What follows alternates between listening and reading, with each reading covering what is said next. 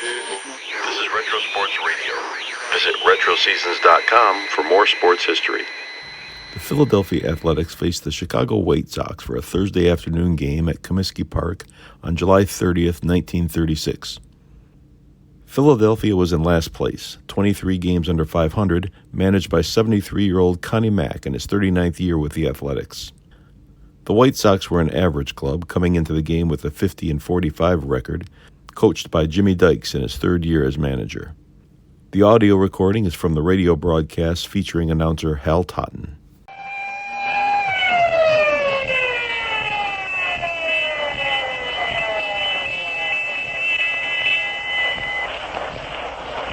Your neighborhood Texaco service station welcomes you to another baseball broadcast brought to you direct from Comiskey Park by permission of the Chicago White Sox and the Philadelphia Athletics to stimulate interest in our national game and in your local team. And now out to Comiskey Park and Hal Totten, who's going to give us some inside information on today's game right from the playing field. Take it away, Hal Totten.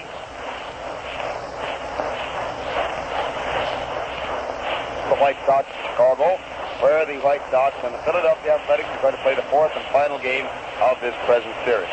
Right now, there's a man here that looks like they want to get a picture of this, Tony. Come on up one step here. These young ladies here have got a camera and want to get a picture of us on the microphone, which is all right. We're going to make the camera, Hal. I don't think we will. Tony, this is Tony Pyatt, ladies and gentlemen. I really didn't have time to tell you who it was until we had to start posing for cameras over here. Tony is now a third baseman. Last time we had him on the air, he was a second baseman. So, Tony, I want to ask you some questions about that. When you were on before, you said, didn't you, that second base has been your position regularly ever since you started playing? Well, yes, I have played second base more, but I think I can play third base as well if I play long enough. Oh, I know you play it very well. Whether you played long enough or not, you look like an old trooper out there. But you played some of that up there in the International League last year, didn't you? Yes, I have played a few games. This is the fellow that bounces alongside you out there? Old Lucius Luke, huh? That's right. I played a little with the Reds. I think I played about 50 games at third base in 1934 with the Reds. That gave me a pretty good idea about third base, but still, I have a lot to learn. Well, what is the chief difference you find between those two positions? Well, I haven't played third base much this year, and I think it's all in the throwing. Entirely that, huh? The arm has got to be rebuilt all over again. Different muscles put into use. That's all there is to it, Hal. Well, the throw from second base is mostly underhand. That's right. And this is more of an overhand throw, and of course, it's a ball comes at you in a different angle, and I've got to learn to hitters. And Jimmy's been a great help to me. He sort of moves you around, does he, in and out? He does. Back and forth. Do you mind going in after those bunts? Well, they haven't been bunting much, but I believe I can make them if I'm just daring to bunt, that's all. Just dare him to it. You'll be in there charging them. That's right. I'll be well, even at that, over there at second base, sometimes some of these fellas, a few fellas that still drag bunts to sort of pull them down where you got to come over and get them. That's about nearly the same as a bunt, only the throw's a little shorter. It's more of a flip. I see. From second. From second, yeah.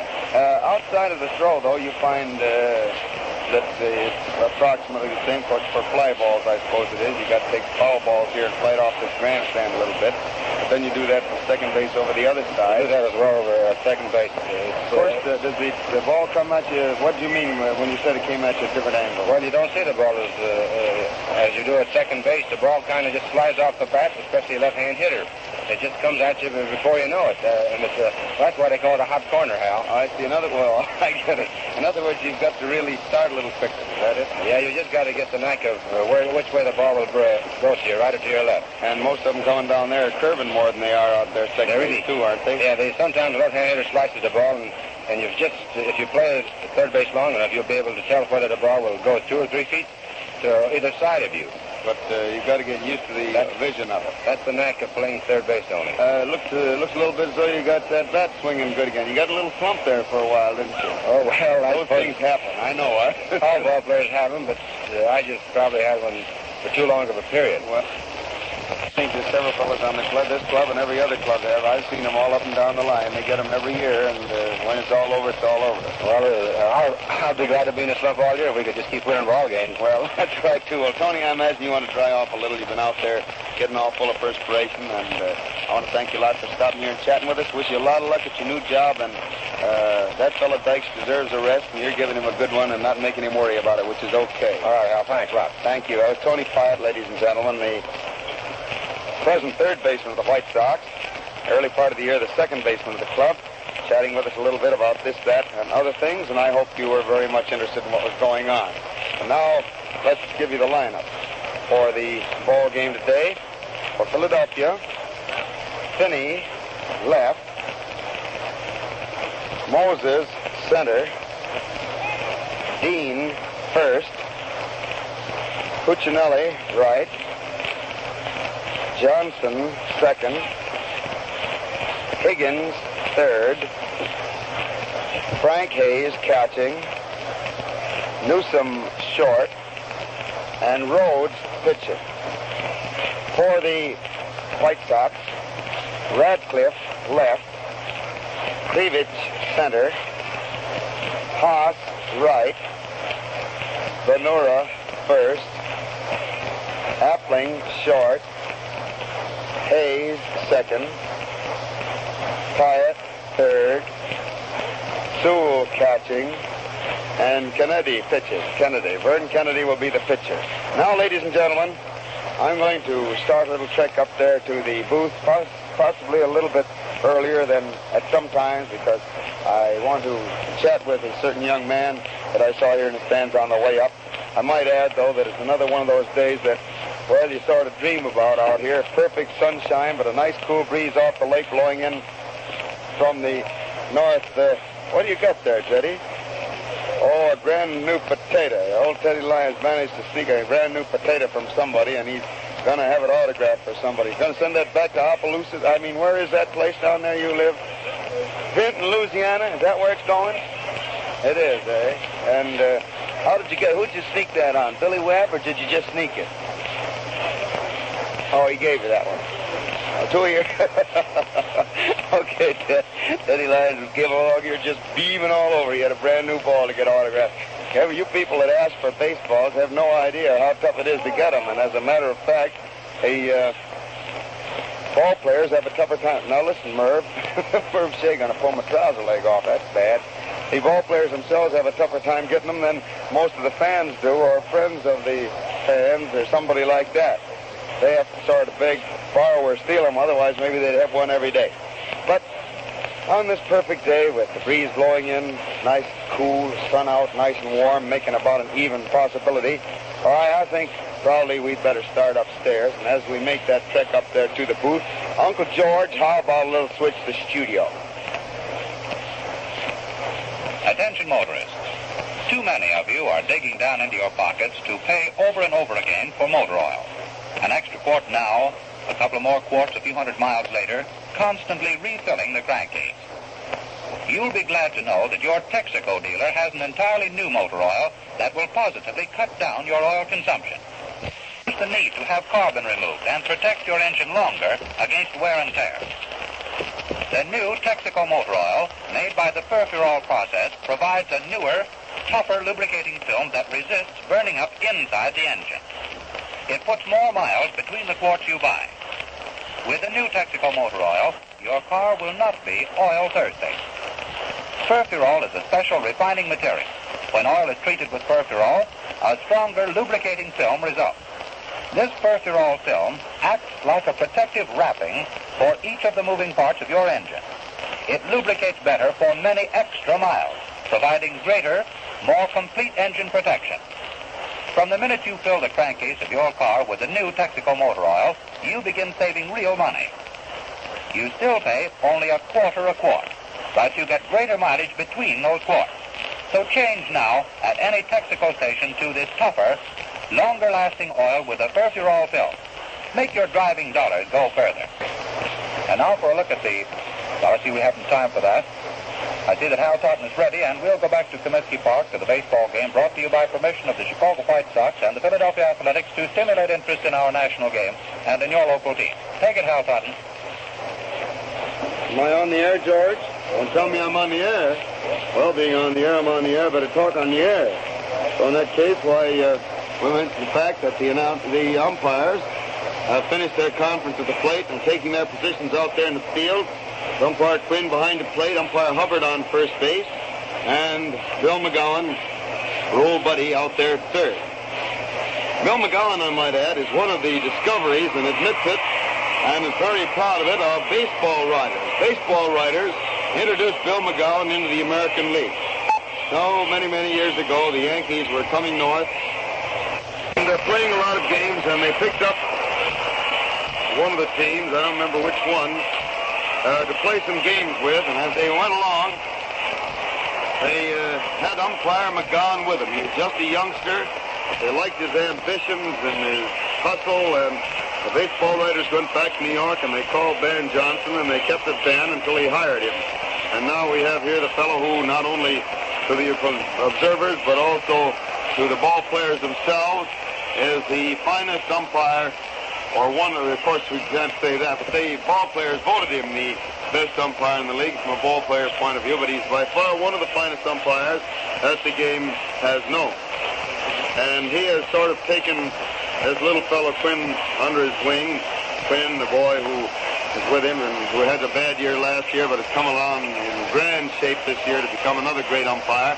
And by nursing with him, talking baseball with him, and otherwise putting himself out if necessary to satisfy his thirst for knowledge of just how to handle his job, he's made a great umpire out of him. I think he's going to develop also into a final. Hubbard, the youngster, headers out here, is also coming along fine. Well, for the fourth day in a row, Finney goes after the first ball pitched to him, hits the ground ball down to the second baseman, and is thrown out. So his percentage is 50-50. In the opening game and in the third game of the series, he hit the first ball pitch and made base hits. In the second game and again in this game, he was out on that first pitch. And so it's 1 out of the first inning for the Athletics. And Wally Moses, the center fielder up there, bunts the first one, but it's fouled to the left plate. And Pyatt comes in to get it, but there's no play because it was outside. And it's strike one.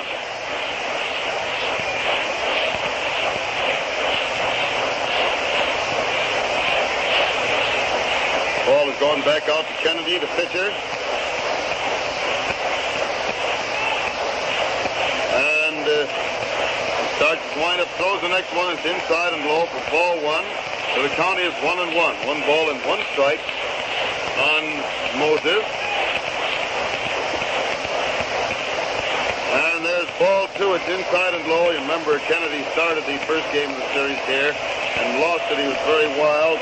And eventually things went very badly, although the Sox ended up tying up the score. It didn't do an awful lot of good.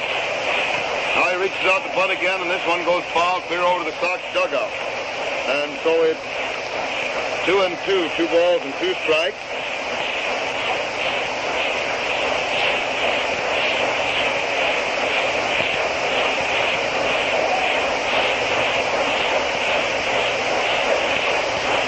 Here's the next pitch. The hitter swing, get a little looping fly in left field. Radcliffe comes in fast, can't get to it, and it drops in there for a base hit. Little looping Texaco leaguer into left field for a single for Moses, putting him on first base with 1 out in the first inning, and Chub Dean, the first baseman, is back.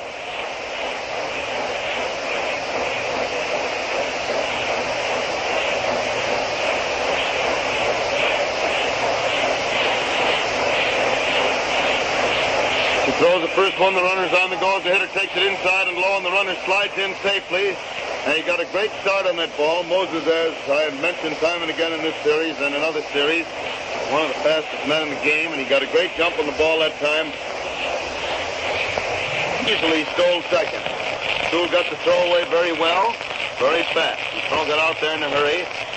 While it was a little bit high, still the runner was in there to the base long before it arrived. Long speaking in the sense of comparative time, because naturally those plays happen fast.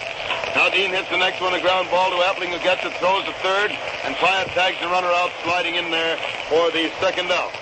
Moses kept right out to third base. Appling got the ball, threw it to Pyatt, who just merely put the ball down there and let Moses slide right into it for the second out. So it's 2 outs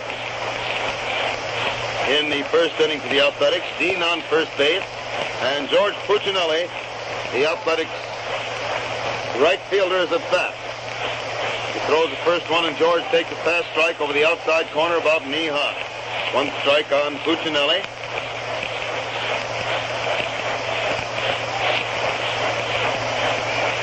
there's the next one wide and low for ball one, and the count is 1 ball and 1 strike. 1-1 on the pooch.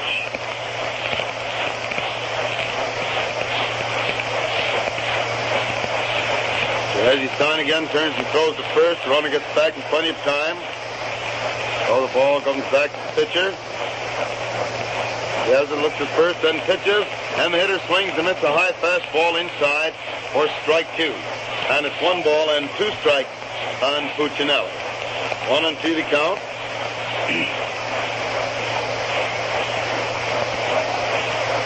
Now to the runner on the go. Pooch fouls this one into the stands to the right of the plate.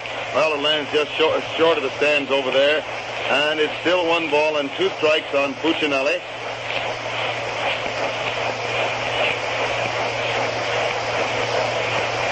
I don't think that was a hit-and-run play. I think Pooch just swung to protect the runner when he thought the runner didn't get away soon enough and fouled off a bad ball because they'd hardly put the hit-and-run on with a count of 1-2 unless they had some reason to be sure the pitcher. They did it again. The hitter hits the ground ball down to Pyatt, who starts to throw to second, sees that there's nobody there, so turns and throws to first. Throw is wide, but Venura grabs it and then blocks the runner off and tags him out. The ball was well hit, and Pyatt grabbed it, running over towards second. He thought it would be a good play, I guess, to get the man a second because he was running in that direction. And that short throw is a throw more accustomed to what he has been used to at second base. There was nobody there, so he turned and threw wide to first. And Venura, reaching way out to the left, grabbed the ball down low and had it in plenty of time to block Puccinelli off. So it's no runs, 1 hit, 1 man left on base in the first half of the first inning. And the score is 0-0 as the White Sox come to bat in the last half of the first inning with Rip Radcliffe, as usual, the first man at bat.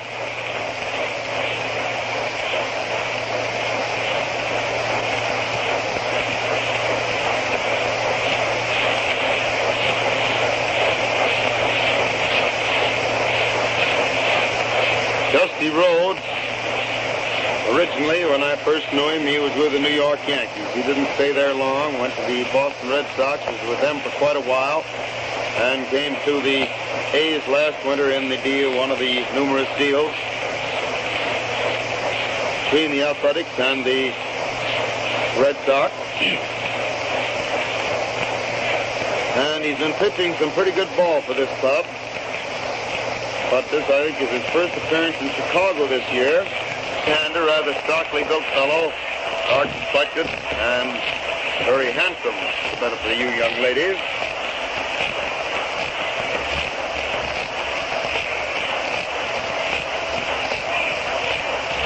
Pitcher waits out there now, gets his sign, starts his wind-up to pitch the first one to Radcliffe, stocky little left-handed hitter. And Rip swings, hit it out to the shortstop, who takes it on a great big long hop, throws the first, and Rip is out easily for the first out in the first inning. 1 off, and Mike Kreevich is up there. Rosenthal still has the handicap of that twisted back, and he twisted running down to first base yesterday. So Mike has been moved over to his center field spot, and Haas is back here in right. And the first pitch to Kreevich is a wide one low for ball 1. Kreevich is a right-handed hitter. Rhodes has his sign again, starts to wind up. Throws, and Mike reaches out to bunt one down towards third base. Higgins comes in fast, grabs it, throws very high to first, but Dean leaps high in there to grab it. Kreevich, in the meantime, having crossed first base easily. So it's a base hit, safe bunt. Down the third base line by Kreevich, putting him on first base with 1 out in the first inning for the White Sox, and Mule Haas is at bat.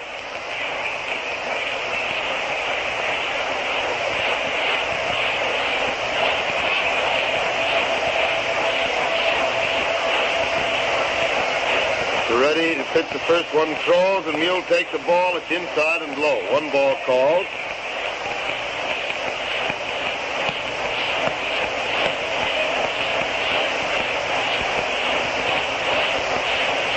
Again, Rhodes has the sign. And pitches and Mule swings, hit a ball right straight back at the second baseman, who fumbles it. And by the time he gets to the ball, the runner is safe at first base on an error by Hayes. An error by, or rather not by Hayes, but an error by Johnson. And rather an easily hit ball, too, right straight at him. Took a high hop, but he didn't follow it at all.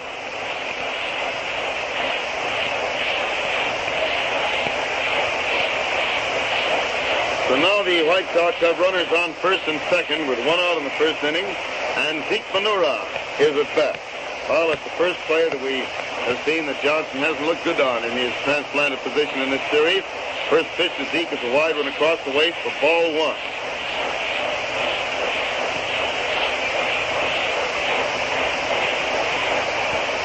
He waits there again, swings around as he gets his sign. He's ready. And pitches, and Zeke takes ball two. It's wide across the chest and makes it 2-0.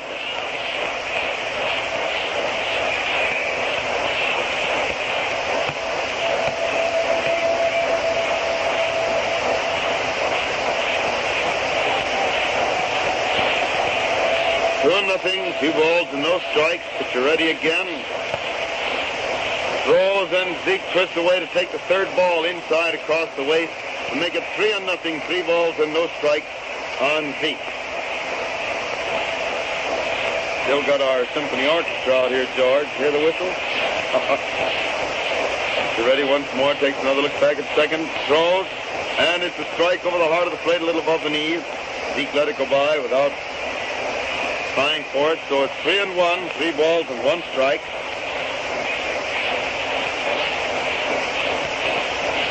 And again, the pitcher throws. Zeke hits the ball hard in the center field. The center fielder, Moses, is in there to make the catch for the second out. Runners have to go back to their bases. The ball was very hard hit, a line smash, center field, but it was right straight at Moses, the center fielder. So it's 2 out in the first inning for the White Sox. They still have runners on first and second, and Luke Appling is at bat. Swings around, he gets his sign, gets ready to pitch. Throws, and it's a strike over the outside corner about knee high. 1 strike on Appling.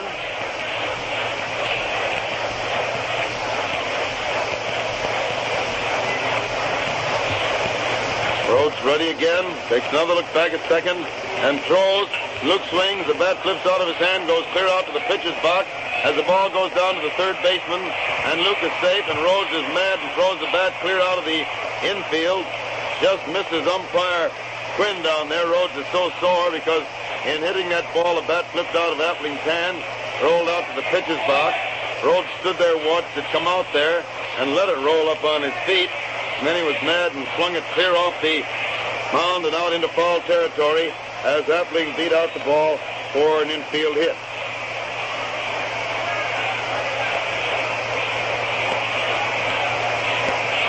Now the White Sox have the bases full with 2 out in the first inning. And it's a wide one across the knees for ball 1. 1 ball called.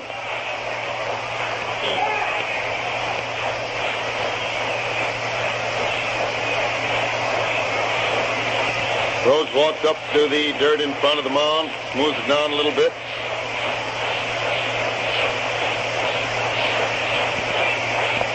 Walks back out there, adjusts his cap. Now starts to wind up. He throws, and Jackie Hayes, the bat, fouls the ball back against the catcher's glove and back to the screen, and it's 1-1 on Hayes. 1 ball and 1 strike.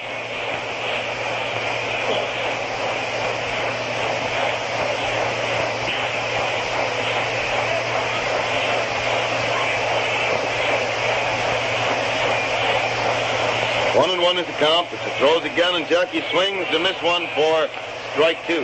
And it's 1-2, 1 ball and 2 strikes.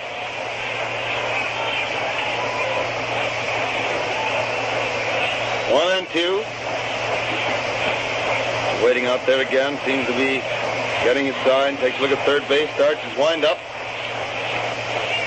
And pitches, and Jackie hits the ball out into left center. I think it's going to fall in. There it is for a base hit. 1 run is in. The ball is coming into the plate as the second runner scores, and the other runners advance to second and third with Hayes coming in pretty hard and almost falling over as he tries to come up on his feet. It's a single. Texaco Leaguer, too, by Crackers. Oh, those Texaco Leaguers can drive in those runs, can't they? Single to left center by Hayes. Scored Kreevich and Haas. For the first 2 runs of the ball game, both unearned runs, because the error, if it hadn't been made, would have made it the third out when Venura flied out. And runners are on second and third with 2 outs, 2 runs home in the first inning, and Tony Pyatt is at bat. He winds up, throws the first one, and Pyatt twists away, takes the ball inside across the chest. He's all set to go after that one, too.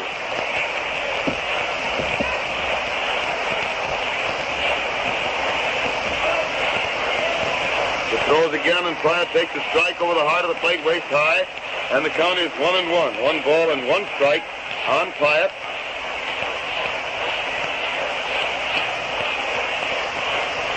Rhodes throws again, and Tony swings and follows the ball back against the mat and rolls out into the infield.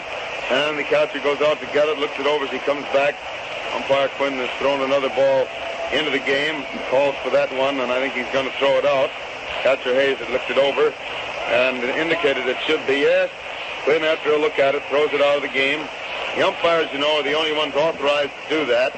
And Umpire Quinn, who follow the rules, had to examine it to make sure that it really was improper for use. It's 1-2, 1 ball and 2 strikes. And the pitcher throws again. The hitter started to swing, stops. The ball hit the bat and rolled over there, and the catcher started to go after a fan, reached into the stands and grabbed it, and the catcher walks back without it. I don't think the catcher knew whether that ball had been tipped foul or not. He thought maybe it might have been a passed ball. Went chasing over after it, and both Dean and Rhodes came rushing into cover. The umpire called it a foul and strike. So it's still 1-2 on Pyatt. 1 ball and 2 strikes.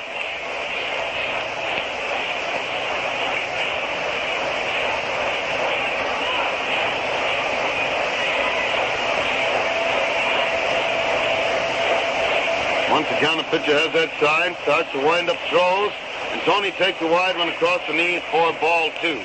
Catcher started to run toward the bench, so he thought that was a called third strike. Rhodes made a half-hearted start toward the bench, but takes the ball and goes back out the mound. The count is 2 balls and 2 strikes on Pyatt. 2-2 the count.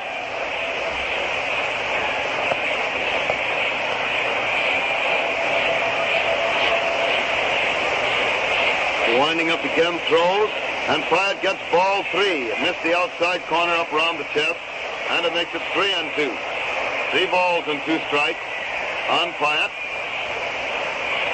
White Sox have runners on second and third with 2 outs, 2 runs home, and they're leading the Athletics 2-0 in the first inning. Rhodes winds up, throws again, and Pyatt gets ball 4. Wide and low, he gets the base on balls. So that fills the bases for the White Sox in the first inning. 2 out, 2 runs already home, bases full, and Luke Sewell at bat to score 2-0 in favor of the White Sox.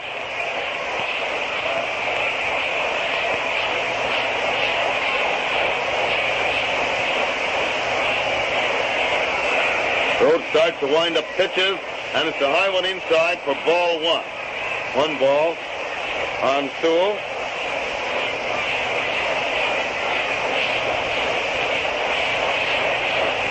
Winding up again. He throws and Luke swings and fouls the ball back against the umpire's mask this time. Bounds way out against the stand to the left of the plate.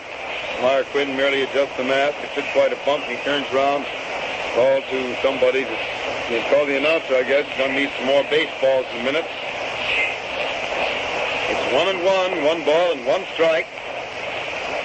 And Sewell gets the second strike. A beauty over the heart of the plate down around the knees to make it 1 ball and 2 strikes on Sewell. 1-2.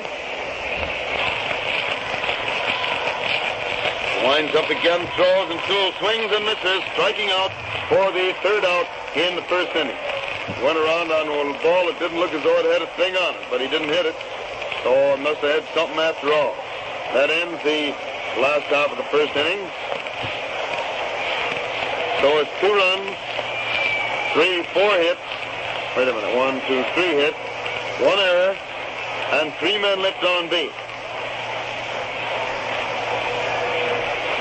And the score is 2-0 in favor of the White Sox at the end of the first inning. Motor oil has more than one job to do. It must lubricate all the moving parts of the motor.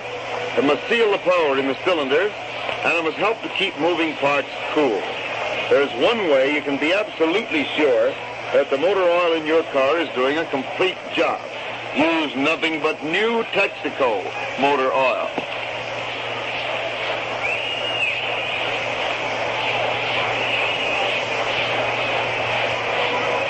Bob Johnson, rangy right-handed hitter, the athletic second baseman, the bat to start the second inning. Kennedy winds up, throws. Bob swings to foul the ball back onto the roof of the stand, right up back of the plate, and it's one strike on Johnson. One strike to count.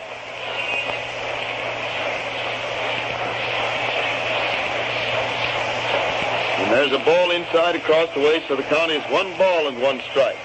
1-1 on Johnson.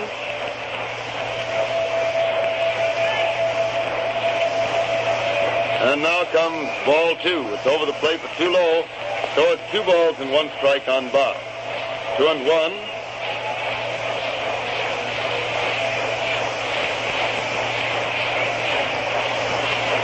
Swings again to hit a high fly coming down foul way back here. I believe it's on the roof. Yep. Right up over our heads. Fouled it clear out over and back down into 35th Street. Well, he swings again, and it's a high fly going foul to the right of the plate. Sewell is following out under it toward the stand to the right and makes the catch for the first out in the second inning.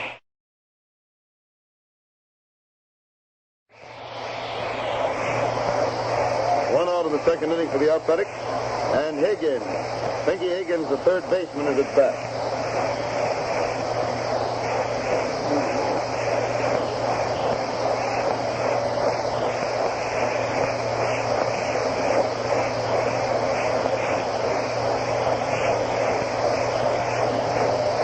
Hitter swings the first pitch, started to in time, but he stopped in time to pull away from the inside pitch and have it called ball 1.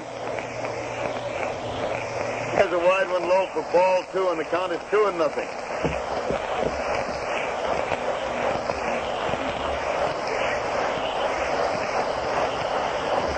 2-0, and there's a strike over the heart of the plate just above the knees. So it's 2 balls and 1 strike on Higgins. 2-1 the count. Fink watches the third ball come by now. It's over the plate, but much too low, and it makes it 3 balls and 1 strike on Higgins.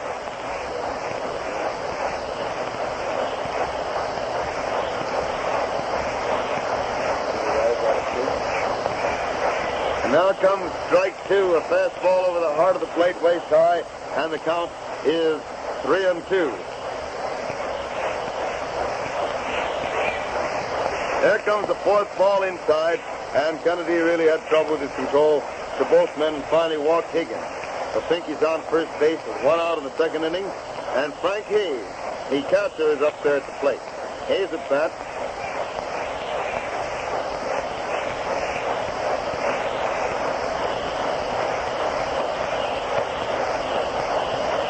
Kennedy throws the first one, and it's a fast one that's inside across the waist for ball 1. 1 ball called.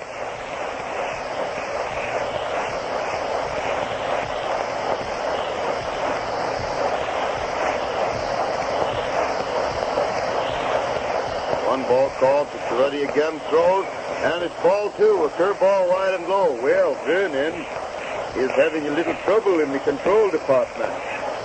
Had a lot of trouble with his control 3 days ago in the open game of this series, you remember, when he was defeated, although the Sox tied it up later on. He was knocked out of there. And there comes a strike, a fastball over the heart of the plate, waist high. One thing about this kid, he may have bad control, but he never quits bearing down. He's going to throw it with everything he's got, and if it goes away from the plate, it's too bad, but he's still throwing plenty. He loses that one by just an eyelash there in the corner, and it goes as ball 3, but that was pretty close to corner. So it's 3 balls and 1 strike on Hayes.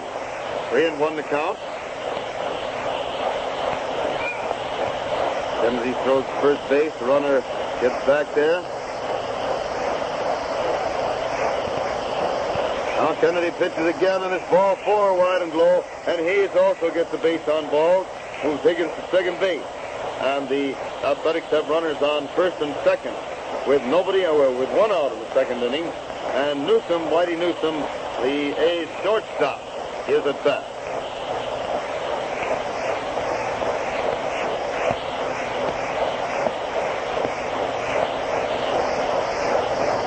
And the first pitch is a strike over the heart of the plate, just above the knees. 1 strike on Newsom.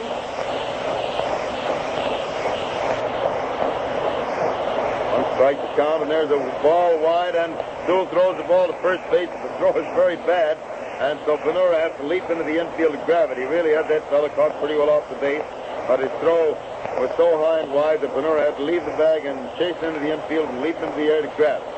So it's 1-1, 1 ball and 1 strike on Newsom. Kennedy swings around again, pitches, and it's ball 2. It just barely missed the outside corner across the waist. So it's 2 balls and 1 strike. 1.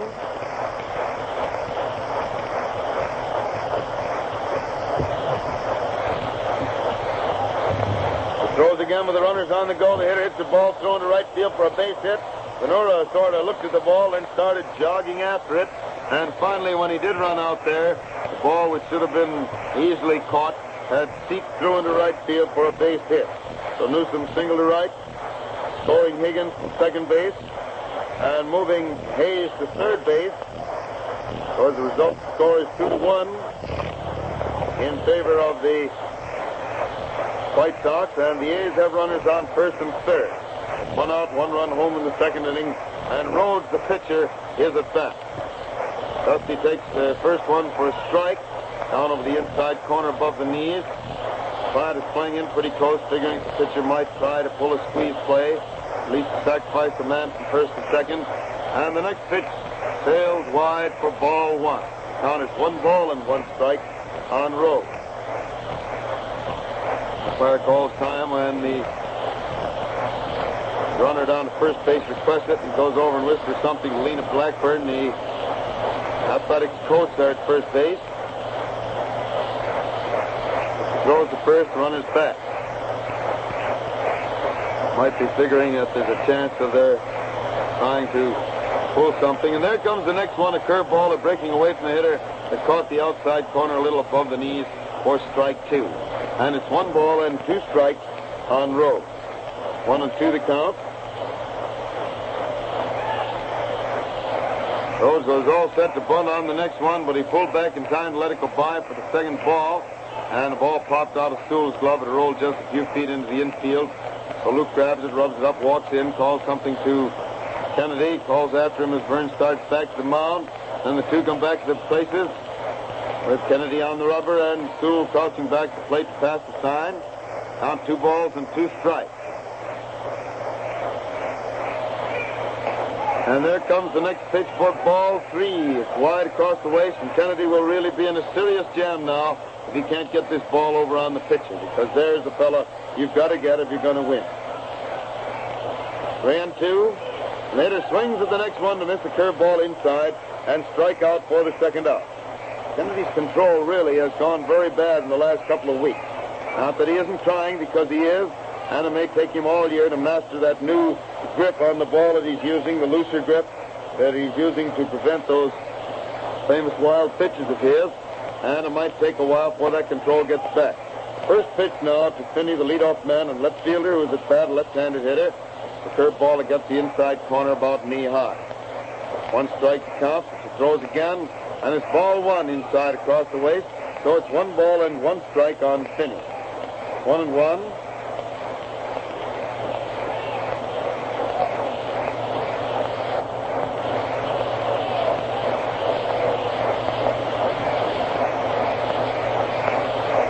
Turns and goes to first. Brother was back in plenty of time.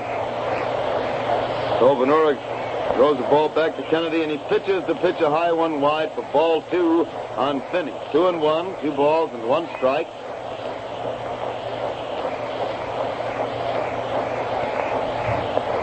Kennedy flips the ball from one hand to another, finally swings around on the rubber only to find Finney out of the batter's box. So he turns, walks out back of the mound to wipe his brow, rub up the ball a little bit, turns around to see Finney back to the plate, so he steps on the rubber. That the runner's now is ready to pitch, pitches, and it's ball 3. It's wide and low, and it's 3-1. Burns got to get him over better than that. He's going to have serious trouble again today. This is one club that he's supposed to beat quite handily, but they certainly pinned his ears back the other day. Now with a runner on the go, the hitter hits a long drive to center field, but Kreevich is waiting there, has it, and it's 3 out. Ending that inning with only half of the White Sox lead cut off. Score 2-1 in favor of the White Sox. In the first half of the second, the A's had 1 run, 1 hit, and 2 men left on base. 2 bases on balls, paving the way to the 1 run. And the score, as I said, is 2-1 in favor of the White Sox as they come to bat in the last half of the second inning with Kennedy, White Sox pitcher, the first man at bat.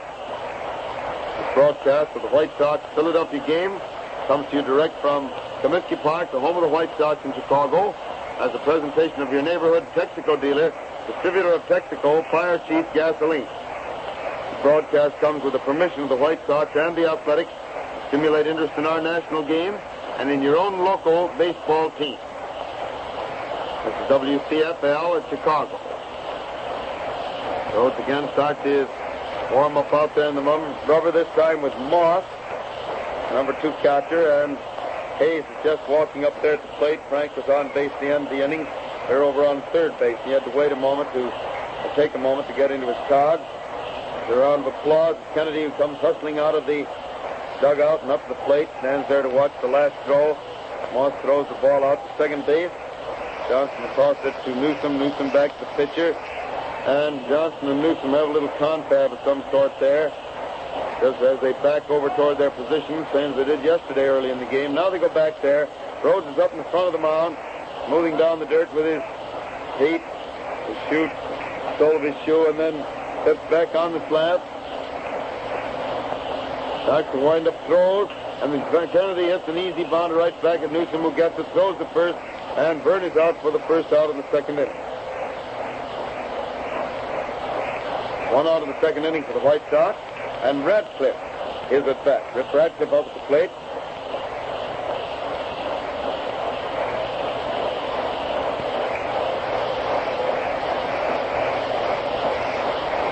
Throws the first one, and the Ripper takes it wide and low, a curveball away from him for ball 1. 1 ball called.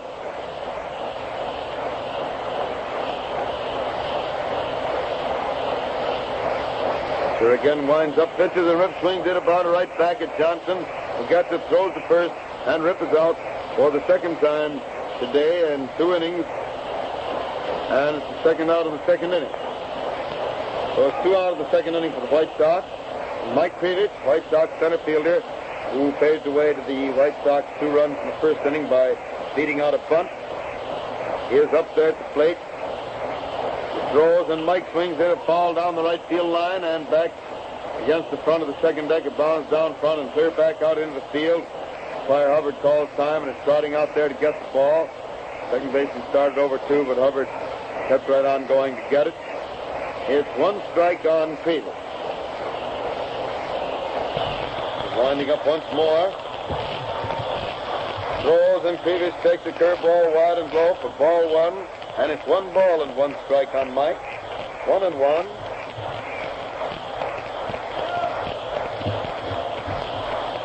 So again starts to wind up throws, and the hitter swings it, punches the ball toward right field. Johnson goes way over, manages to grab the ball, and by the time he retrieves it, the runner is safe at first. And as a result, Kreevich is on first base with 2 out in the second inning. And Haas is at bat. I think that Wayne Otto, who has been away for a couple of days, is back on the job. He is the official scorer, and he said he was going to relay him to us. And the first pitch to Haas is a strike over the inside corner about knee high. 1 strike on Haas. Did Wayne give any sign on it?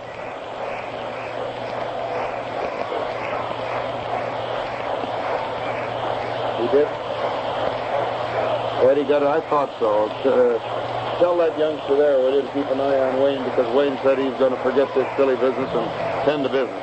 The count is 1-1 now on Haas. 1 ball and 1 strike. Wayne's giving him over there. And now it's wide and low for ball 2, making it 2-1. 2 balls and 1 strike on the mule.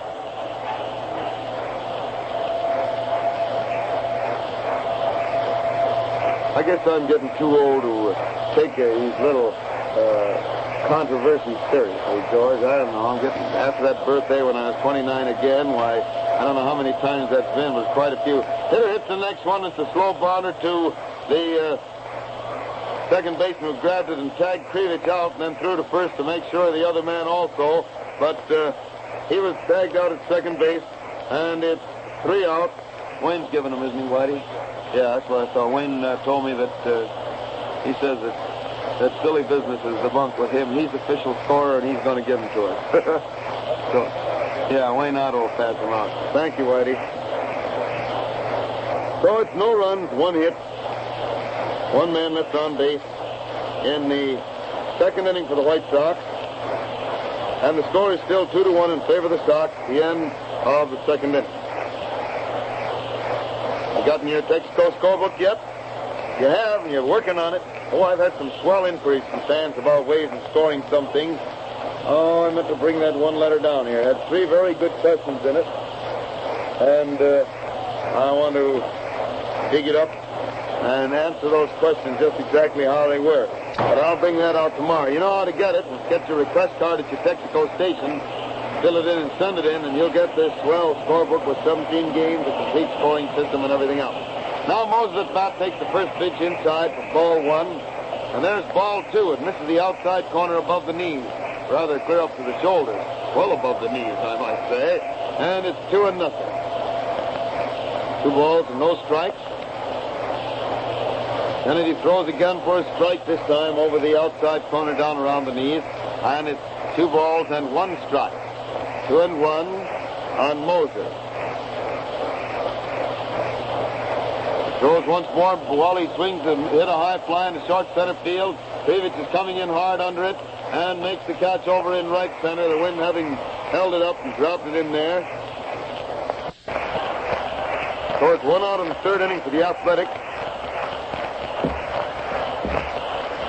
And Chubb Dean, the first baseman, is at bat. Dean's another left-handed hitter who's looking mighty, mighty good out there. Throws the first one, and Chubb swings it, a bounder down to Appling, who comes up with it nicely. Throws the first, and Dean is out for the second out. Makes it 2 out in the third inning for the Athletics. 2 out in the third inning, and Puccinelli is up there at the plate. Puccinelli at bat.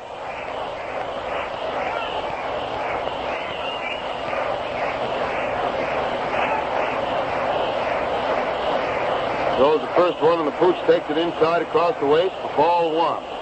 1 ball called.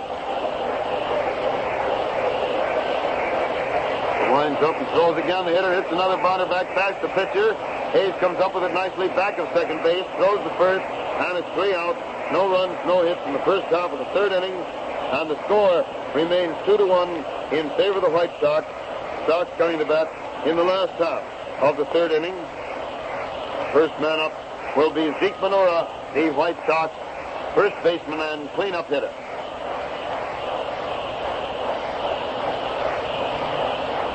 Athletic players coming out onto the field with Rhodes just walking out across the infield to start his warm-up out there on the slab.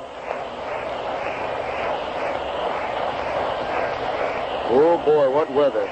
Perfect, eh, George? Cool enough, a lot of sunshine. You wear that old battered leather coat of yours and feel comfortable. And without that coat, you don't feel comfortable, do you?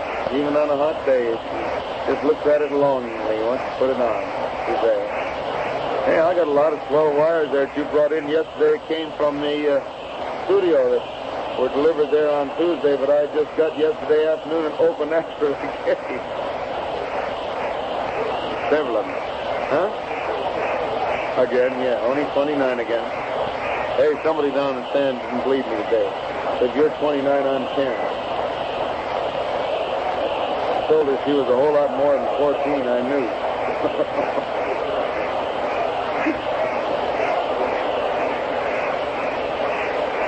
Here's Zeke Manura at bat. With Rhodes winding up, and he throws the first one for a ball inside across the chest for ball one.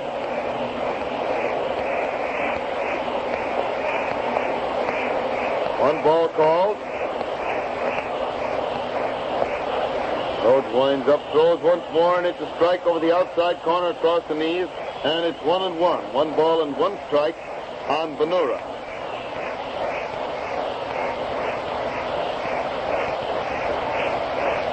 One and one, throws again, and Zeke swings in a high fly out into right field. Short right field, the wind is blowing it back toward the foul line, and Johnson follows it in there and makes the catch nicely, although he had to not only judge a dangerous wind, but he had to battle the sun all the way also. So it's 1 out in the 3rd inning for the White Sox, and Luke Appling is up there at the plate.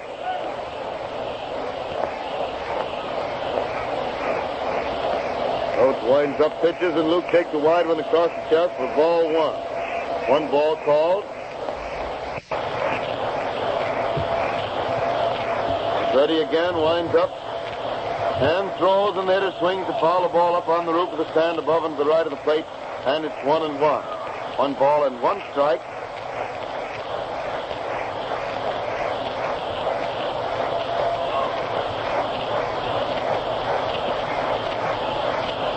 Again, the pitcher has his sign, winds up,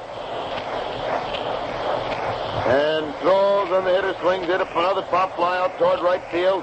This time Dean, the first baseman, is following it across the foul line and makes the catch just in foul territory for the 2nd out in the 3rd inning.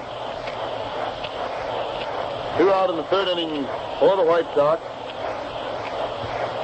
with Jackie Hayes, White Sox second baseman, up there at the plate. Hayes at bat.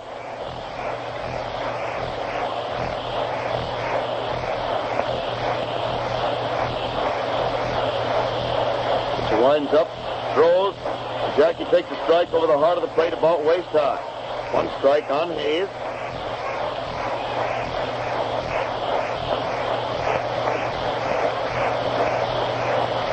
Swings again to hit a line drive to left field, but the left fielder Finney's waiting. Oh, he almost misjudged it and had to leap high in the air to make a one-handed catch of it for the 3rd out. Finney stood there and jogged in a couple of steps and then saw the ball start to sail over his head instead of sinking as he apparently thought it was going to, and he had to leap into the air to make a fine one-handed leaping stab of the ball to get it for the 3rd out. So it's no runs, no hits in the 3rd inning for the White Sox, and the score remains 2-1 in favor of the White Sox at the end of the 3rd inning. Now, for complete scores up to the minute and complete batteries from other cities, we return to the studio. In the National League in New York, the Cubs are leading the Giants at the end of the first half of the 6th inning, 1-0. Davis and Hartnett started for the Cubs, with Henshaw pitching in the 6th. Hubble and Mancuso, the Giant battery. In Brooklyn, the St. Louis Cardinals lead the Dodgers at the end of the first of the 7th inning by a score of 4-0. Winford and Ogrodowski, the Cardinal battery. The Dodgers using Frank Hausenberries to open, with Phelps catching in the 7th. In Boston, the Bees and the Pittsburgh Pirates are tied at 3-all at the end of the first half of the 7th inning. Blanton and Patton, the opening battery for the Pirates, with Brown pitching in the 5th. Bush and Lopez starting for the Bees, with Cantwell on the mound in the 6th. In Philadelphia, the first game of the doubleheader between the Phillies and the Cincinnati Reds, taken by the Reds 5-0. In the second game at the end of the first half of the 1st inning, the Reds lead the Phillies 1-0. Hollingsworth and Campbell, the Red battery in the second game. For the Phillies, Benj and Wilson. In the American League, in Cleveland, the Indians lead the Washington Senators at the end of the second inning, 4-2. DeJong and Millie's working for the Senators, the Indians using Bleholder and Pitlack to open, Hudlin pitching in the 3rd. In Detroit, the New York Yankees lead the Tigers at the end of the first half of the 3rd inning, 2-0. Broca and Dickey, the Yankee battery. Tigers using Schoolboy, Rowe, and Hayworth. And now back to Comiskey Park and Hal Totten. Take it, Hal.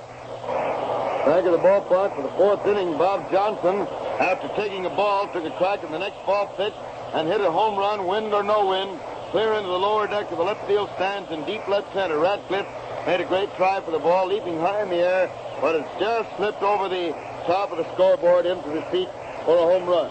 Now Higgins goes after the first ball pitch and drives it out to center field just to the right of center for a single. Our Mr. Kennedy going to get his ears pinned back for the second time in the series. That's the way they started out against him the other day. They just murdered everything he threw, and the Sox are taking no chances. They have a pitcher warming up in the left field bullpen as Frank Hayes takes the first pitch wide for ball 1.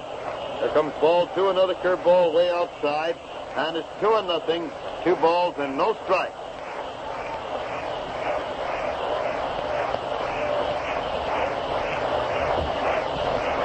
1-0 is the count. Hitter swings again to miss. A curveball for strike 1, and it's 2 balls and 1 strike on Hayes. Thank you, Ernie. Yeah, Williams passing him over. Right. 2-1 is the count. 2 balls and 1 strike. Pitcher throws to first. The runner's back there. Now he pitches ball 3 very wide, and it's 3 balls and 1 strike on Hayes.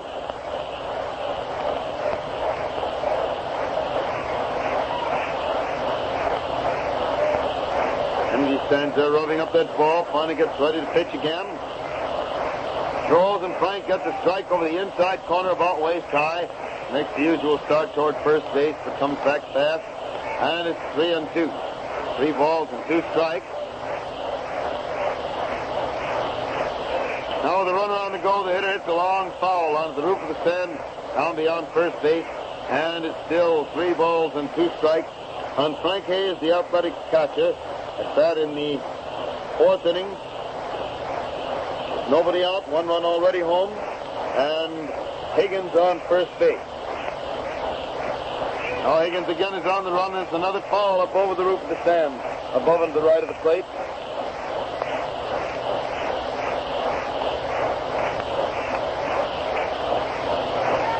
Three and 2 still.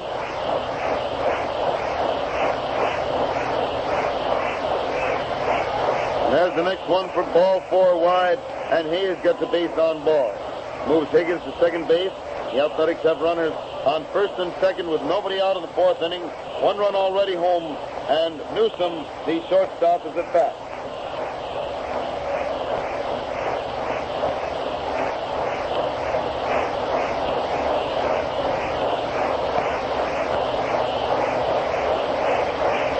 Yes, Vernon's having a lot of serious trouble out there. I don't know whether he's going to be able to get out of it, because when the control isn't there, it's hard to get out of a jam, and he's having his trouble.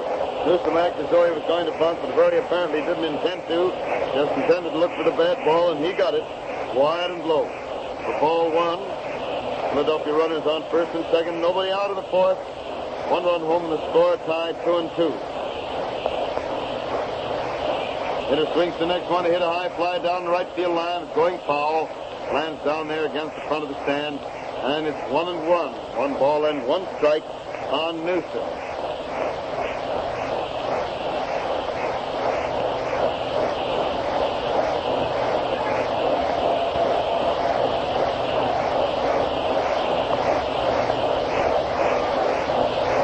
Kennedy right there for his sign as Haas gets back to his position. Vern looks at second, throws, and the hitter does bunt the ball down toward first base. Venora comes in, gets it, throws back at Hayes at first, and it's sacrificed by Newsom. Venora to Hayes for the first out in the 4th inning, moving Higgins to third base, and Hayes to second. Now the A's have runners on second and third. There's 1 out, 1 run already home in the 4th inning, and the pitcher, Gordon Rhodes, Dusty Rhodes, is up there at the plate. We still call all the roads Dusty Roads, even though we have a lot of concrete and macadam nowadays instead of old dirt roads. Still dusty.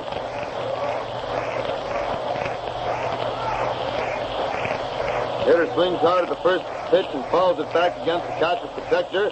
Bounds over halfway out to first base. Venora comes in, gets it, throws it back to the catcher. He hands it to umpire Quinn for examination.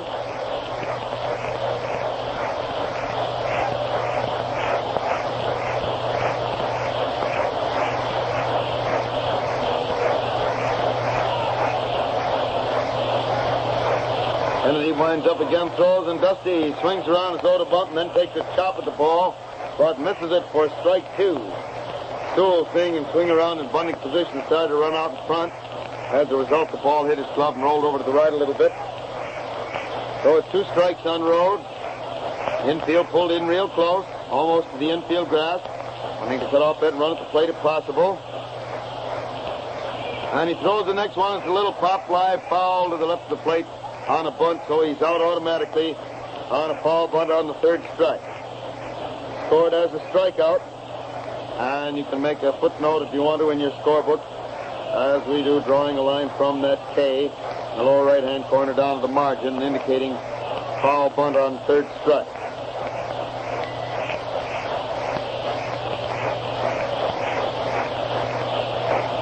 Now the man up there, Finney, watches the first pitch come by wide for ball 1. Hello, Mr. Pennsylvania. You remember this today. And there's one wide for ball 2, making it 2-0.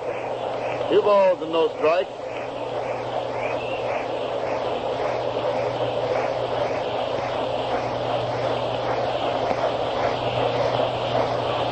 Nothing to count. She winds up again, throws, the hitter swings, and pull a foul down past first base for the first strike. And it makes it 2-1. 2 balls and 1 strike on Finney. 1-1 to count. Finney walks around back out of the batter's box as Kennedy rubs up a new ball.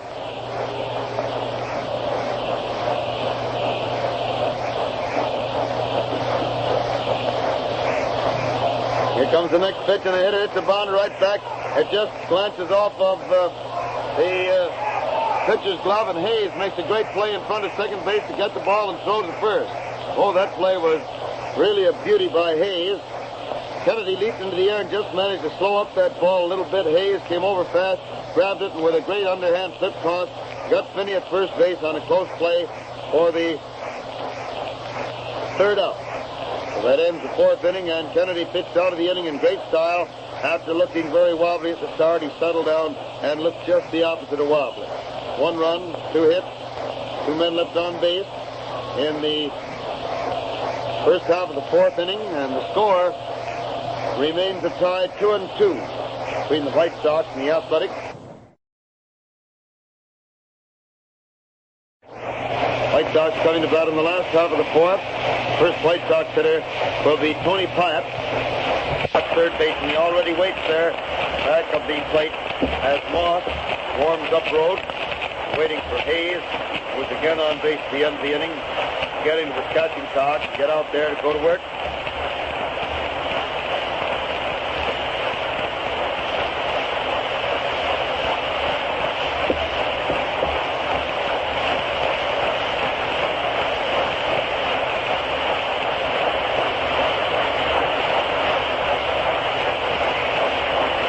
Throws the ball out there to second base.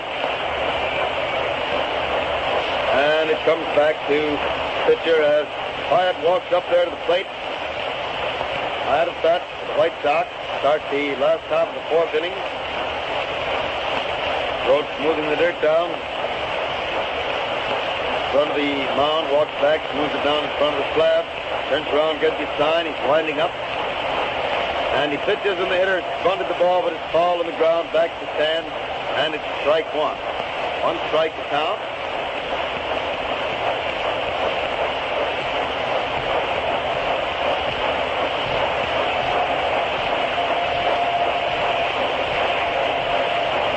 One strike, but the throws again, and it's the ball inside across the waist. So it's 1 ball and 1 strike on Pyatt. 1-1.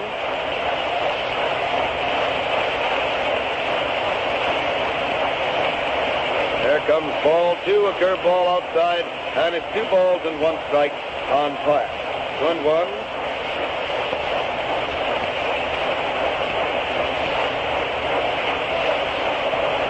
Winding up once more, throws. Pyatt swings it, a bounder down to the shortstop, who comes over fast, gets it, throws to first, and Dean had to make a reaching catch way out to the left and high, but he made the play nicely for the first out in the 4th inning. 1 out in the 4th inning for the Sox. And Luke Sewell, White Sox catcher, is up there at the plate. Sewell at bat.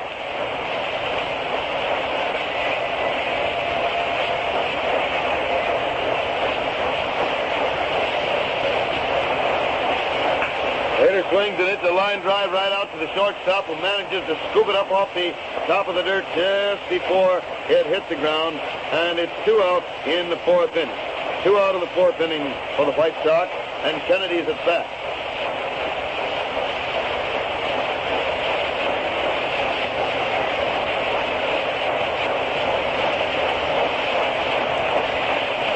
Out in the 4th inning.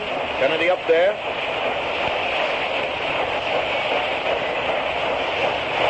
Starts to wind up. Throws, and the hitter swings, hit the ball back. It hit Rhodes right on the foot. Bounce clear out into right field. Kennedy's around first base, carrying for second base, and Rhodes is still writhing around on the ground there. The ball is recaptured by the second baseman. Rhodes gets up and is limping around in the infield. Time is called. That was a line smack that either hit his foot or his shin, and it felled him like a blow from a club. He reaches down and rubs his ankle, with the ankle and the shin bone just above the foot. Now Kennedy gets his jacket on, goes over to see him, and it goes the 2-base hit, of course.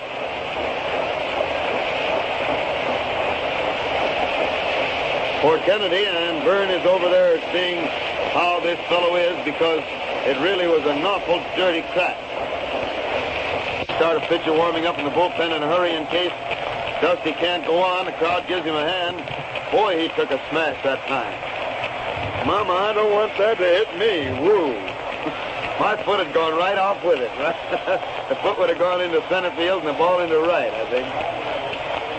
Yeah, mine aches just from watching it. No kidding. Boy, he took a dirty crack that time.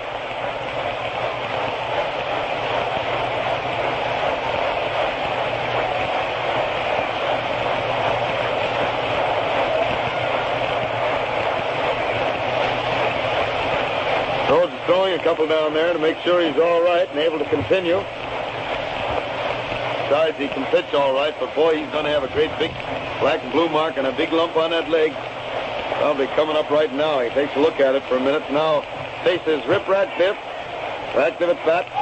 2 out in the 4th inning.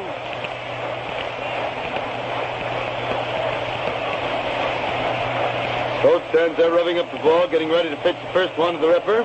Let's look back at second base. And throws, and Radcliffe takes a good strike over the heart of the plate just above the knee. 1 strike on Radcliffe.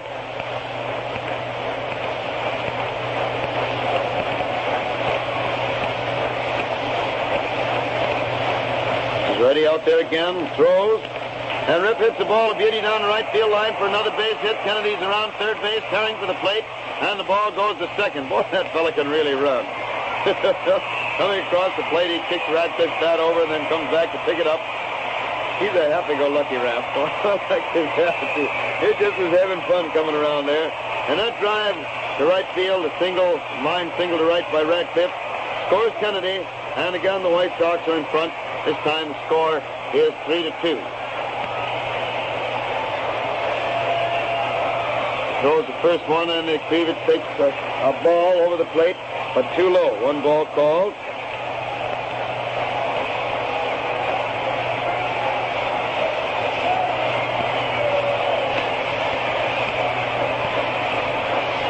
And the pitcher waits there again, gets his time.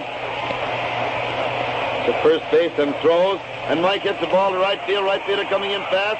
The ball drops in front of him for another base hit. Radcliffe is staring for third base, and he slides in just under the... No, they got him at third. Radcliffe, for some reason, slowed up at second, and then when he broke into his stride again, he'd lost just enough time to be caught at third base.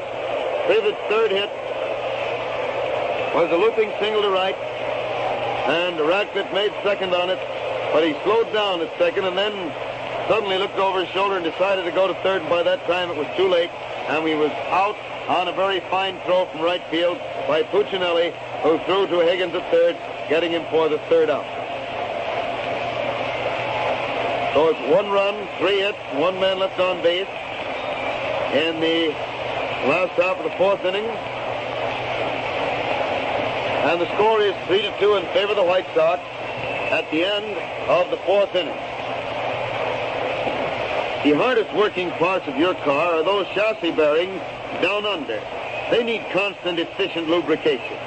Guard the bearings in your car with Marfax, the oily, water-resisting chassis lubricant which clings to the bearing and stays put. Any Texaco service station will Marfax your car, and remember, a Marfax job lasts twice as long as an ordinary grease job. Kennedy's ready now to pitch to Moses to start the fourth inning, and the first pitch comes over the plate about knee-high for strike one. Byrne is winding up again, throws, and the hitter swings to foul the ball down toward first base. Coach at first base gets it, looks it over, indicates that it's pretty well messed up, and the umpire throws another ball into the game. Parkman calls for that one, so Lena throws it into Sewell, looks at it, and then throws it immediately out of play.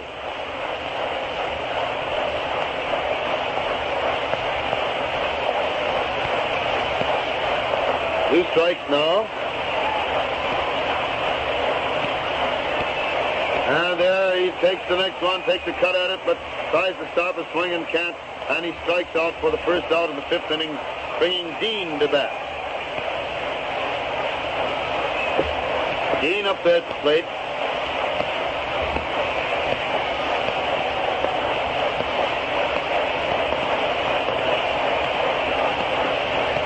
First pitch to Dean is a bad ball for ball one. A wide one ball on Dean. And there's a high one wide for ball two. So it's 2-0, 2 balls and no strikes on Dean. Kennedy throws the next one for ball three. Well, he had all kinds of control to Moses. Now, with Dean up there, he hasn't been able to get one of 3 pitches over. So it's 3-0. Byrne pitches again for, well, it's called ball 4, and so he gets a base on ball. Puts Dean on first base with 1 out of the fifth inning. And Puccinelli, the right fielder, is at bat. Puccinelli, another husky fellow, right-handed hitter. However, and he swings the first pitch to hit a high fly out back to second base. Hayes is calling for the ball and gets it for the second out. That makes it 2 out in the fifth inning for the Athletics. Dean is still on first base, and Big Bob Johnson, who braced the wind with that terrific smash and got it into the stands for a home run in the fourth inning, is up there at the plate. He really must have hit that ball. Swings the first one, he hit a bounder down to Hayes, who gets it, throws the first. Johnson was going down very hard, but he was thrown out at first base for the third out. So it's no run, no hit, 1 man left on base in the first half of the fifth inning. And the score is still 3-2 in favor of the White Sox as they come to bat in the last half of the fifth inning with Muehlhaus, their first hitter. Broadcast of the White Sox-Philadelphia game comes to you direct from Comiskey Park, home of the White Sox in Chicago, as a presentation of your neighborhood Texaco dealer, distributor of Texaco Fire Chief gasoline. The broadcast comes with the permission of the White Sox and the Athletics, stimulated us in our national game and in your own local baseball team. This is WCFL at Chicago. Rhodes is finishing his warm-up out there as Haas stands and talks to Hayes. Buell is one of the famous Philadelphia alumni that are around the league. One of several on this team. White Sox have really got a load of them again. They had Earnshaw and Simmons, but they've gone. Still have Haas, Dyke, Kane, Dietrich, Shores. Kennedy was also with the A's for a little while as a rookie.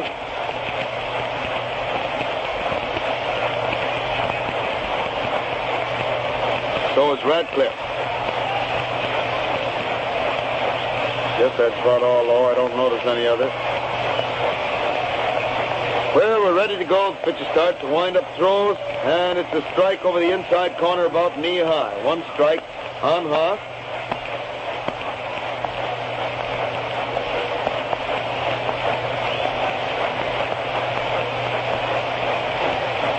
One strike on the Mew. He's back up there again. Pitcher winds up, throws, and he swings to drive the ball out to right center. It's going way out there for a long base hit. Puccinelli grabs for it, but it hits his foot and bounces past him. By the time he recovers it and throws it in, Haas is on second base. And it's a hit and an error. A single to right center by Haas. And he gets to second base on Puccinelli's fumbling error. So he's on second base with nobody out in the fifth inning. And Zeke Benura is at bat.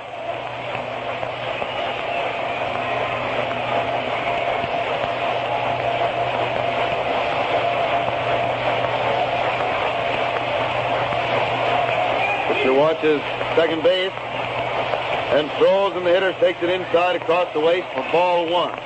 One ball called.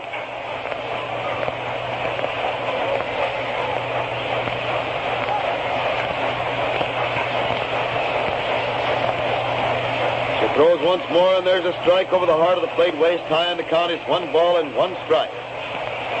1-1.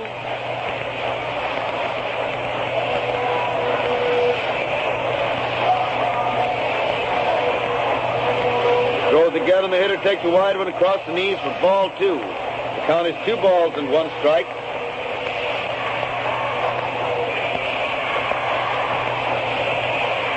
One the count. Crowd out there in left field seats are yelling if they want a homer. Oh, buttered all over. You're going to get a little business from George here again. 2-1. Whoa. Zeke was all cocked ready for that one. Rhodes goes through on those pull-the-string balls, slowed up on that ball, and as he did it, Zeke got all set, but the ball sailed up past the peak of his cap. It didn't break at all, so he took it for ball 3. Makes it 3-1. And the hitter swings the ball. This one onto the roof of the stand above and to the right of the plate. Hits 3-2. 3 balls and 2 strikes on Benura.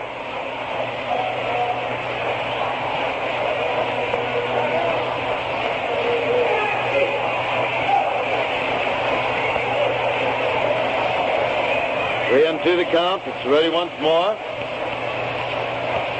Throws, and it's ball 4, wide and low, and it's a base on balls for Benura. The White Sox have runners on first and second, with nobody out in the 5th inning. Luke Appling is at bat.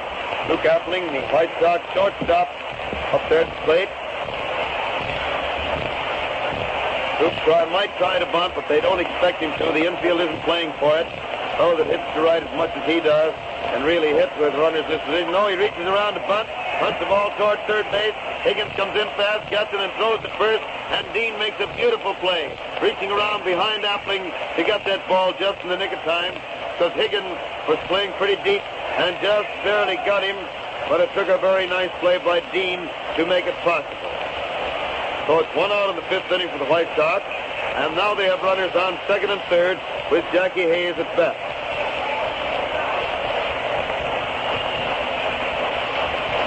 He winds up, throws, and Hayes swings, hit a pop foul coming up out of the roof of the stand over our heads.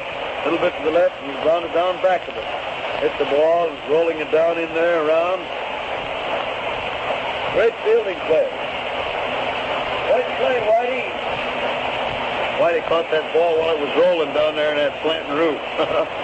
And there's the next one inside and low for ball 1.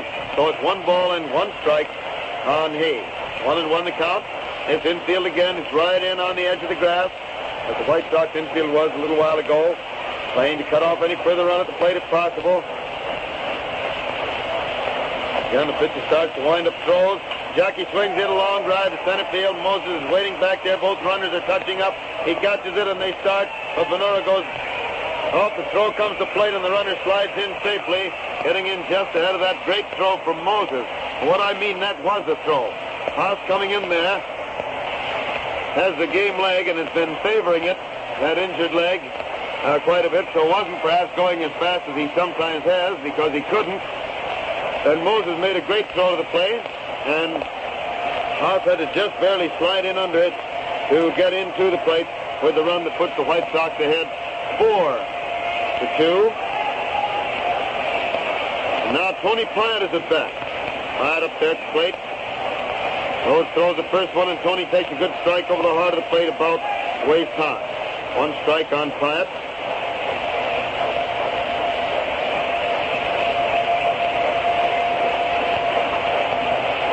He watches back there, throws again. Platt takes a high one inside for ball one, and it's 1 ball and 1 strike on Platt.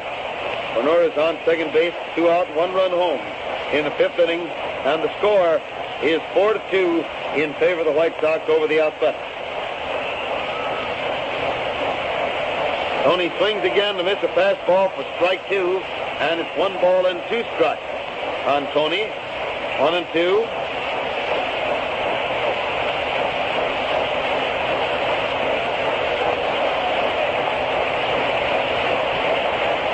Rhodes swings around, he gets his sign, he's ready, pitches, and it's strike 3, a fastball over the outside corner, waist high. Platt let it go by without swinging at it, and it's called out on strikes for the 3rd out. 3rd out in the 5th inning. It's 1 run, 1 hit, 1 error, and 1 man left on base. Well, the 4 aces pop up, Georgie. Rolled 4 aces, and the score at the end of the 5th inning, the White Sox are leading the Athletics 4-2. Now, once again, for just a moment, we return to the studio. Way to definitely settle baseball post-mortem. Technical Baseball Scorebook and play-by-play record. Hal Totten has set up in easily understandable fashion his own system of play-by-play scoring, which he has developed over a period of years. By following these printed instructions and any additional data which he will give you over the air, you can your own records. You can then too. Texaco has gathered together in the book lots of other interesting baseball data, photographs of both teams, nicknames, ages, averages of the players, schedules of all major league games. In fact, the 1936 Texaco Baseball Scorebook is something you'll want to keep. Here's how you can get your copy absolutely free. Just go to any Texaco service station and ask for a request card. Then write your name and address on the card, stamp it, and put it in the mail. Remember, there's nothing to buy. Just send in your request card, and the sooner you get your book, the sooner you too will be able to score these games just like Hal Totten does. Now back to Comiskey Park for the continuation of the baseball broadcast, brought to you by permission of the Chicago White Sox and the Philadelphia Athletics to stimulate interest in our national game and in your own local team. Okay, Hal. Back at the ballpark for the 6th inning, Higgins at bat for the Athletics. Count of 1 ball and 2 strikes. Kennedy throws. Higgins hits the ball out into right field for a base hit. Hayes has got a good start on the ball, but it was through too fast for him. And it's Pinky's 2nd hit besides a walk this afternoon. So it puts Higgins on first base with nobody out in the 6th inning for the Athletics. And Frank Hayes, the A's catcher, is at bat.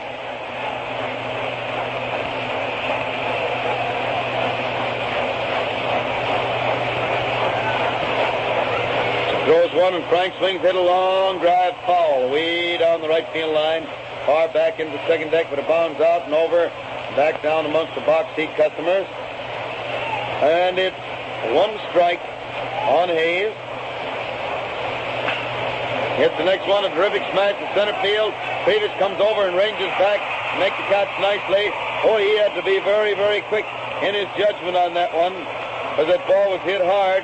And he ranged over to his toward left or right center, and then ranged back a little and made the guess just exactly right. So it's 1 out in the 6th inning for the Athletics. Higgins is still on first base, and Lamar Newsom, the shortstop at bat, takes the first pitch for a strike over the heart of the plate about waist high.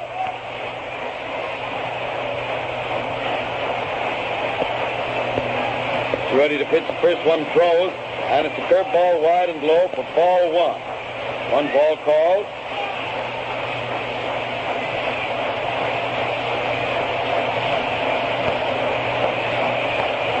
Then the pitcher seems ready, turns and throws to first. The runner's back there in time, though.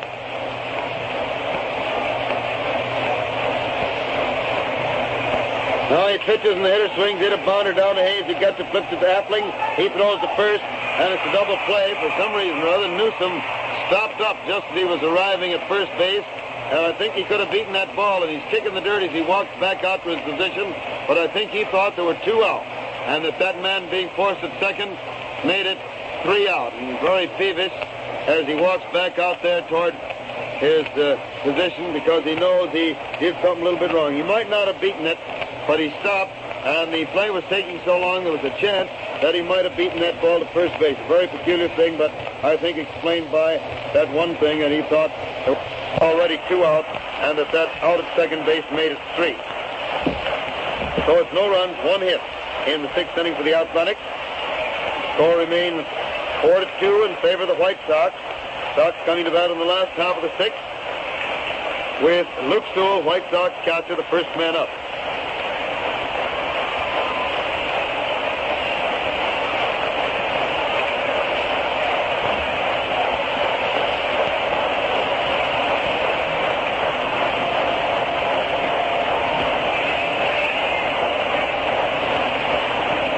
And it's finished down there. The pitcher has the ball again, walks slowly back onto the mound.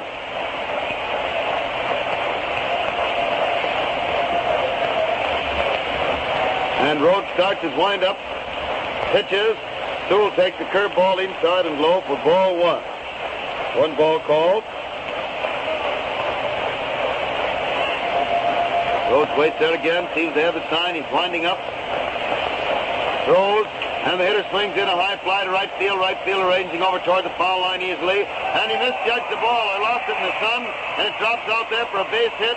And Sewell comes into second base, a throw bounding along and hitting him in the leg as he arrived.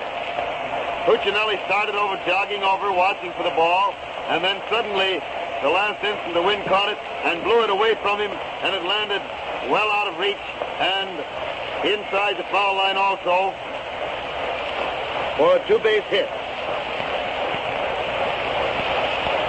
Sort of a wind and sun double, you might say.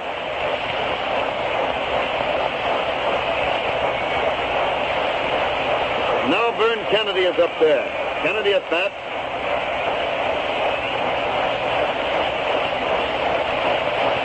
And he reaches out, bunts the first one toward first base. The pitcher, Rhodes, comes over, gets it, throws the ball right into the runner. But again, Dean made a nice play.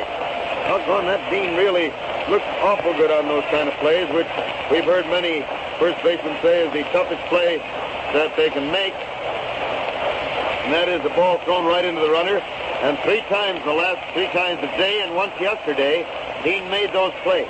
Now the infield comes in close again, but all but Dean playing right in close. Dean is back a little as Radcliffe steps up there, and the first pitch is wide and low for ball one.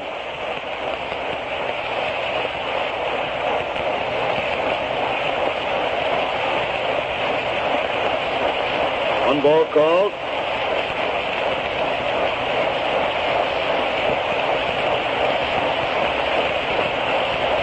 Ready again, throws, and the hitter hits the ball out to the left. The shortstop goes far to his right and gets it and makes the throw to first in time to get Radcliffe. Fritz swung, started driving that ball toward left field, but Newsom shifted very fast, go back and get it and throw to first to get his man. Now with two outs, the infield moves back to normal position, and Mike Kreevich comes to bat with Sewell still on third base. Score 4-2 in favor of the White Sox. Watches third base and pitches, and it's a strike over the outside corner about knee high. One strike to count.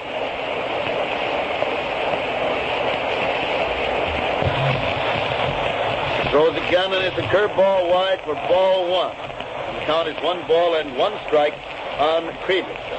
1-1.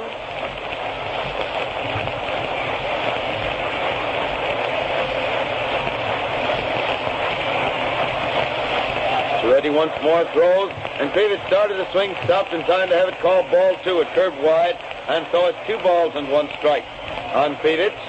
2-1.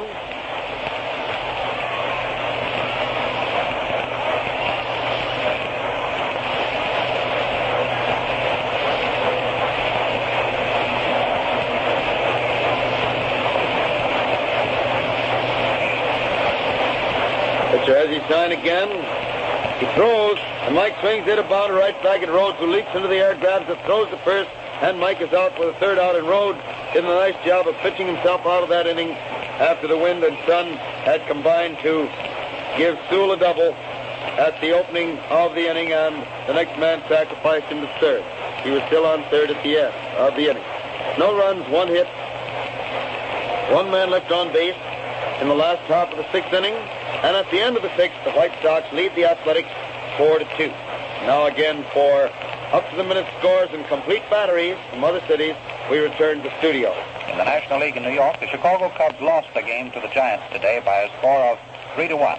The Giants had 3 runs, 6 hits, and 1 error to the Cubs' 1 run, 7 hits, and 1 error. Davis and Hartnett opened for the Cubs with Henshaw hurling in the 6th and Warneke on the mound in the 7th. Hubble and Mancuso went the entire route for the winning Giants. In Brooklyn, the St. Louis Cardinals are leading the Dodgers at the end of the first half of the 9th inning by a score of 7-0. Winford and Ogrodowski working for the Cards. Frankhouse and Berries opening for the Dodgers with Phelps catching in the 7th, Clark on the mound in the 9th. In Boston, the Pittsburgh Pirates and the Bees are tied 3-all at the end of the 10th inning. Blanton and Padden working for the Pirates to open with Brown on the mound in the 5th. Bush and Lopez, the battery for the Bees, to start with Cantwell hurling in the 6th. The first game of the doubleheader in Philadelphia between the Phils and the Cincinnati Reds was taken by the Reds 5-0. In the second game, the score is tied at the end of the first half of the 4th inning, 3-all. Hollingsworth and Campbell, the Red battery, the Phillies using Finge and Wilson. In the American League, in Cleveland, the Indians lead the Washington Senators at the end of the 4th inning, 7-6. DeShong and Millies working for the Senators with Cascarella in the 4th. Bleholder and Pitlack, the opening battery for the Indians, Hudlin on the mound in the 3rd, and Brown pitching in the 4th. In St. Louis, the Red Sox are leading the Browns at the end of the first inning, 1-0. The Farrells, the battery for the Red Sox, Thomas and Giuliani working for the Browns. In Detroit, the New York Yankees lead the Tigers at the end of the first of the 6th, 3-0. Broca and Dickey, the Yankee battery, the Tigers using Rowe and Hayward. And now back to Comiskey Park and Hal Totten. Take it, Hal. Back at the ballpark for the 7th inning. Dusty Rhodes, the pitcher, came to bat, hit the first ball pitch for a high fly into center field, which Kreevich got for the first out. Now with a count of 1-1 on Finney, he swings, hits the bounder down to Benora, who has to make a one-handed stop on a bad hop there, but gets the ball and runs over to first base to get Finney for the second out. And it's 2 outs in the second inning for the Athletics, with Moses, Wally Moses, the center fielder at bat. And he looks around, the boys out there, gets ready to pitch now to Wally, throws, and it's a fast one inside and low for ball 1. 1 ball called.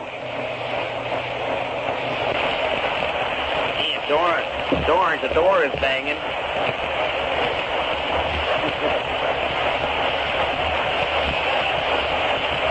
Kennedy throws again. The hitter, it's a line drive to left field, and Radcliffe chasing it, but it goes over his head, bounds against the wall. Rip gets it. The runner pulls up at second base easily. Radcliffe throws the ball into Appling, and it's a double to the base of the left field wall by Moses, putting him on second base with 2 out of the 7th inning. Gee, I like to watch that fellow run. He really goes. This is smooth and easy. 2 out in the 7th inning. Moses on second, and Dean, Tough Dean, the A's first baseman, is at bat.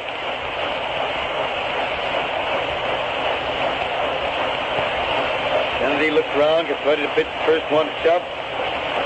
Throws, and the runner's on the go for third base, and slides in and is out.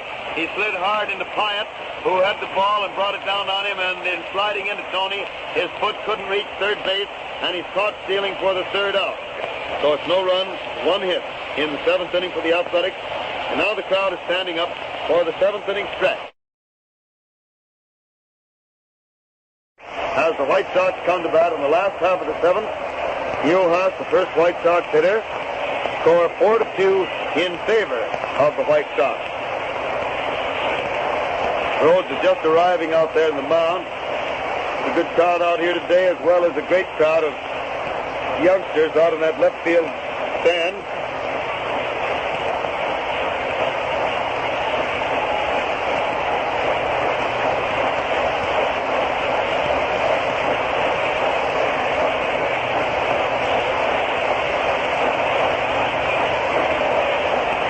Hughes stands there watching.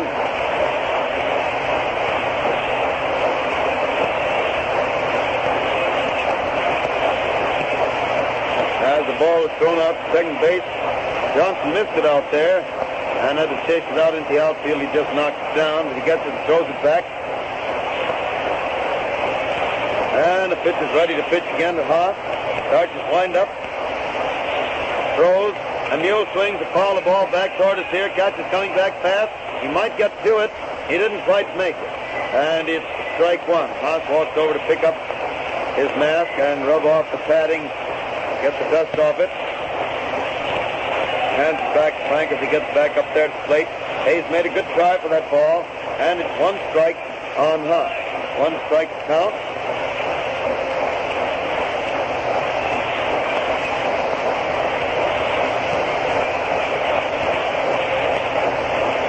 again, and Haas takes the ball inside across the waist, and it's 1-1. 1 ball and 1 strike on Haas.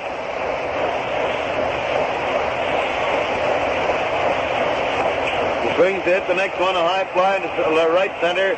Moses is waiting back there for it. Gets it easily, and it's 1 out in the 7th inning. To the 7th inning for the White Sox.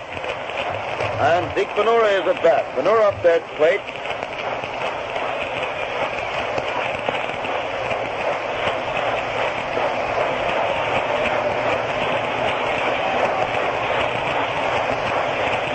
Winds up the pitch. First one throws, and Zeke swings it. A pop fly going foul to the right of the plate. Hayes is also chasing that one over to the stand and grabs it down there, but apparently couldn't quite hang on to it. He crashed into the front of the stand. Apparently is unhurt. Comes walking back there. Made another nice try, and as a result, it's 1 strike on Big Zeke. 1 strike on Venura.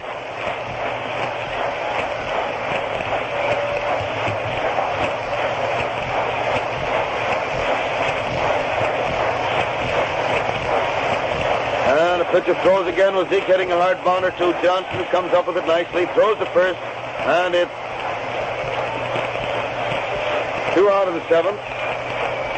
And Luke Appling is up there at the plate. Appling at bat.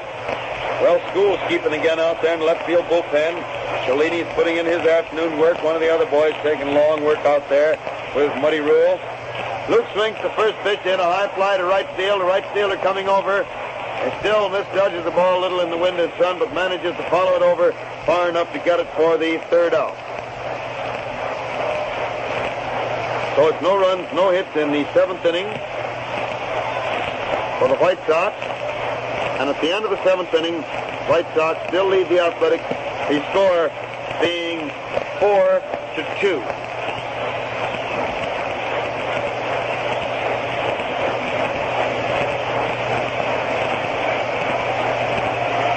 When every minute counts, you'll find that it doesn't pay to guess about gasoline.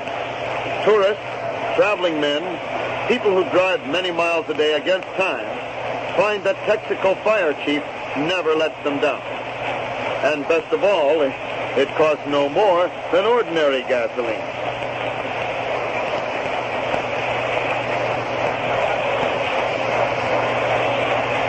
Dean, Chubby Dean, the A's first baseman, is at bat to start the 8th inning for Philadelphia. Kennedy throws the first one. He hits it to left field, but it's foul down there and just misses one of the warm-up catchers, and it's strike 1. 1 strike to count. Joe Morrissey's down there taking a workout, warming somebody up, warming up Cellini, and that ball just missed him. There's ball 1 high and wide, and the count is 1 ball and 1 strike on Dean. 1-1 is the count. Swings again, hit a ball back through the box. Appling almost gets it back to second base, but not quite, and it goes through into center field for a base hit. Single to center field by Dean, putting him on first base. Nobody out in the 8th inning, and Puccinelli, the Athletics right fielder, is at bat.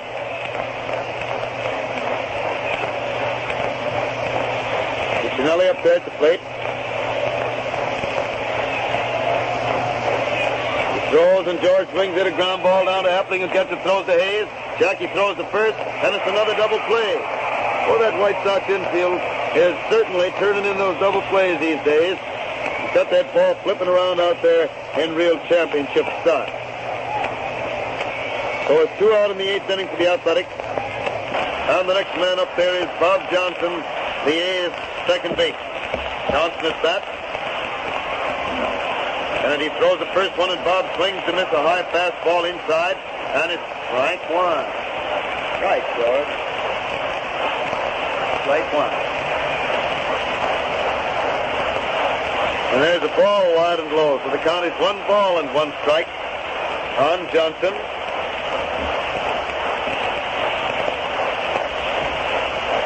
One and one to count. Johnson swings the next in, a high fly down back at first base. Manora's following it over into foul territory and makes the catch for the 3rd out. So it's no runs, 1 hit in the first half of the 8th inning. And the score remains 4-2 in favor of the White Sox as they come to bat in the last half of the eighth with Jackie Hayes, the first man at bat.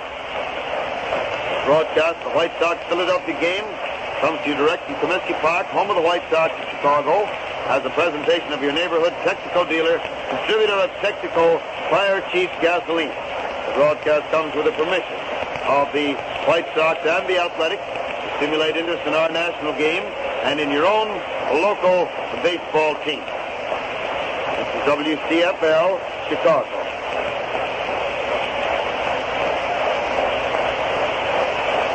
Rhodes finishing his warm-up. Now Jackie Hayes stands there waiting to take his turn at bat to start the eighth inning.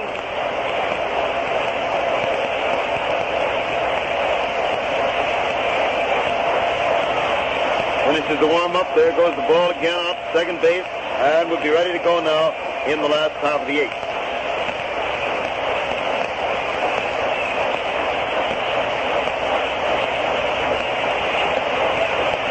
Hayes waits there at the plate as Rhodes gets his sign, gets ready to pitch to him. Starts his wind-up. Throws, and Jackie reaches out and sort of pushes the bunt out toward first base. Dean gets the ball and races for the bag, but Hayes beats it out for a base hit. Dean couldn't make any other play on that ball but that.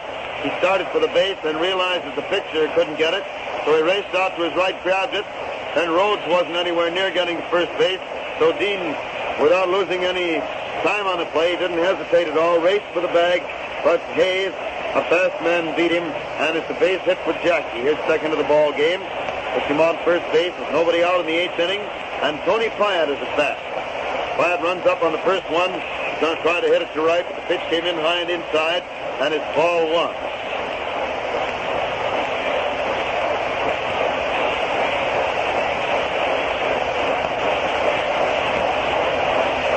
There's a high one inside for ball two, and the count is 2-0. 2 balls and no strike on Pyatt.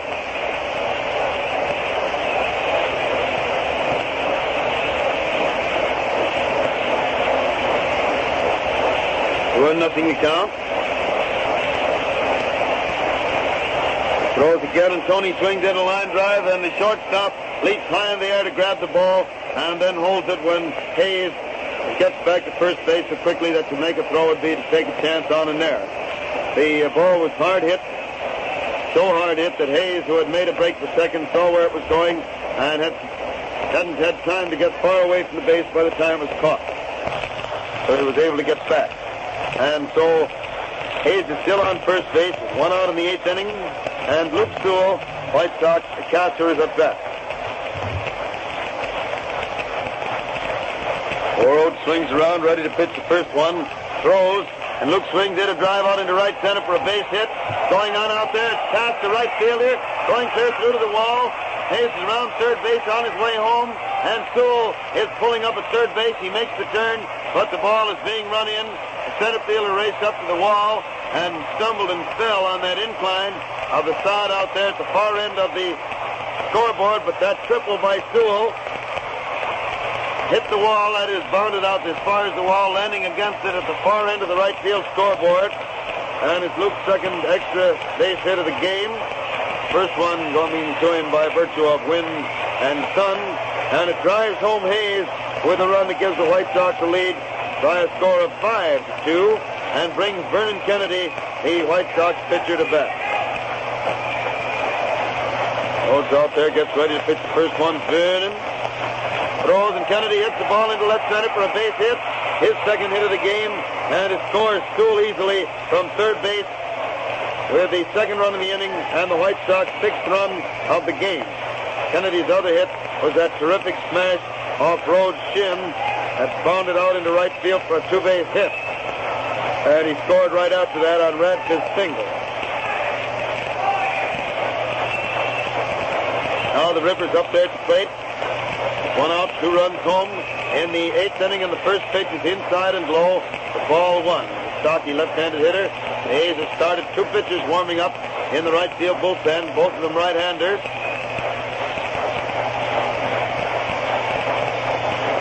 Throws another one, and Kennedy hits it down the right field line for a good base hit. Radcliffe does. Kennedy is around second base. Ball is coming over there to second base, and it bounds up rather peculiarly. Newsom knocks it to the ground in time to hold Radcliffe at second and Kennedy at third. It's a double down the right field line by Radcliffe. And it looks though there's going to be a change in pitchers. Rhodes turns and starts for the clubhouse, and Earl Mack, son of Connie Mack, and one of the coaches of the club, walks up there to tell the umpire who the new pitcher is going to be. I believe it's Ross, do you? Mr. George believes it's Ross. Mr. George very often is correct. Very often correct. He didn't do very well on that one. Lisenby, I didn't know he was with this club. We used to call him Lisenby when he was with, if it's the same fella. He used to be with Boss. He isn't even in the program here. Can't tell the players without a scorecard. In this case, you can't tell this one with one, can you? Lisenby's a right-hander. Looks very much like the same boy who some years ago was with Boston and Washington. Whether it is or not, I'm not sure. He's been up in the International League and going pretty well lately.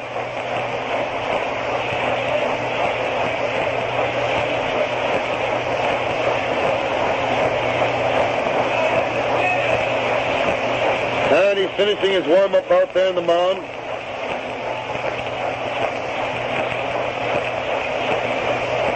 With catcher Hayes as Kreevich waits to take his turn at bat. White Sox now have runners on second and third. One out, 2 runs already home in the 8th inning. Now 6-2 in favor of the Sox. And Kreevich finally steps up there as umpire Quinn dusts the plate, and the infielders trot to their positions. Again, the infielders come into the edge of the infield grass. Try to cut off any run at the plate if possible. She throws, and Kreevich takes a fast strike over the outside corner across the waist. 1 strike on Kreevich.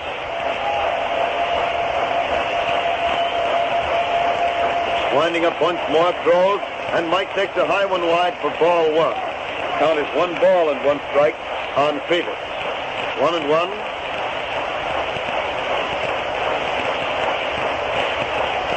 He winds up again, throws, and Mike swings it a slow foul to the left of the plate. Waiting back here is Haas, and he grabs the ball on that high bounce, looks it over, tosses it back to umpire Quinn, who had already given the catcher another ball to put in play. Umpire pockets that one as fit for further use, and Kreevich steps back up there once more. White Sox runners on second and third. Mike starts to swing at the next one, stops, the ball hits the bat and goes foul back to the stand. He was pulling away from it to keep from finishing his swing because the pitch was high and inside, and in pulling away from it, the ball hit the bat and went foul to the stand. Haas is walking back to get it. Still 1 ball and 2 strikes. Lisenby throws again, and Mike swings at a slow bounder into the infield. The third baseman, Higgins, comes in fast, gets the ball and throws to first, nipping Kreevich by an eyelash over there on a very, very close play.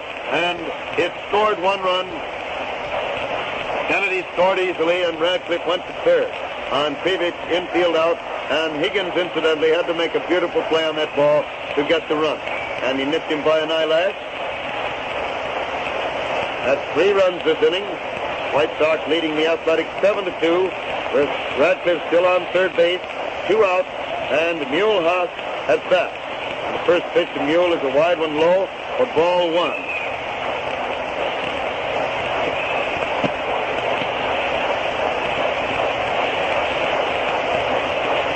Throws once more for a strike over the outside corner waist high, and it's 1-2. 1 ball and 2 strikes. 1-2 to count. Hitter hits the next one, a bounder out back to second base. Shortstop Newsom gets it, throws to first, and Haas is out for the 3rd out, ending the 8th inning.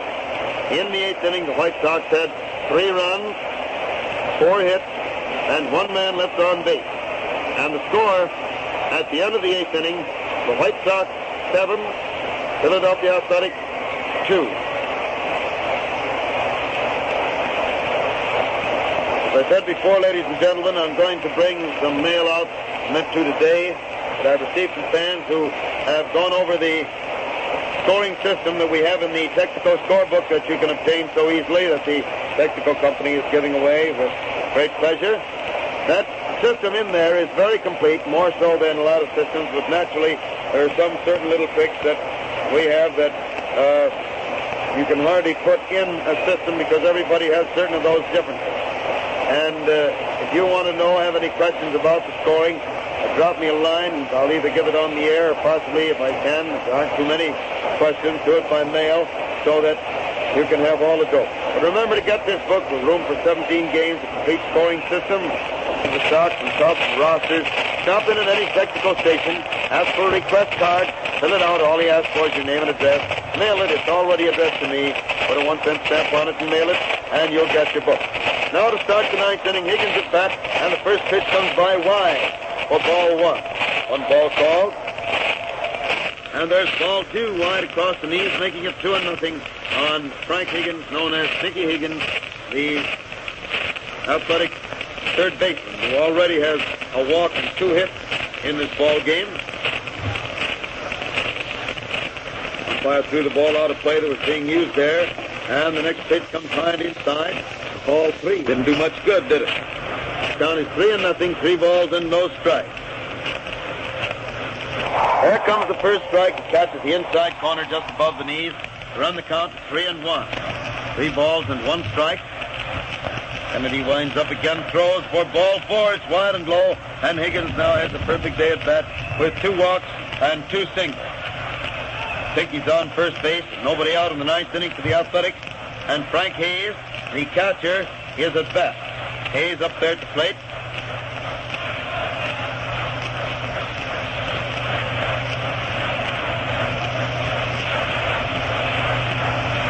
Kennedy throws the first one, and Hayes takes a strike. A fastball over the outside corner about knee high. 1 strike on Hayes. He swings the next one to hit into left field for a good clean base hit. Runner from first is stopping at second. And the Athletics have started what might turn into a serious rally here. They have runners on first and second with nobody out in the ninth inning. And Newsom, Lamar Newsom, known as Whitey Newsom, the Athletics shortstop. Stocky little blonde-haired right-handed hitter is at bat. And he takes the first pitch for a strike over the heart of the plate, about waist high. 1 strike to count. Pinch hitter going to come up here now. Bat in place of the pitcher, following this man. Hasn't spotted quite yet who it is. Probably Nemec. Hitter hits the next one, a bounder back through the box. It goes on into center field for a base hit. 1 run is coming into the plate, and they let the ball go. The pitcher started to get the ball and deflected it so that it changed the course enough, and the catcher couldn't see it. It hit his leg and bounded back to the stand, letting the other runners go to second and third. And now Kennedy is really in the spot. The last instant, Kennedy, who had his hand up, tried to pull it down to let it go apparently at the catcher's call, but he deflected it so that Luke couldn't see it. So on Newsom's single to center, Higgins scored. And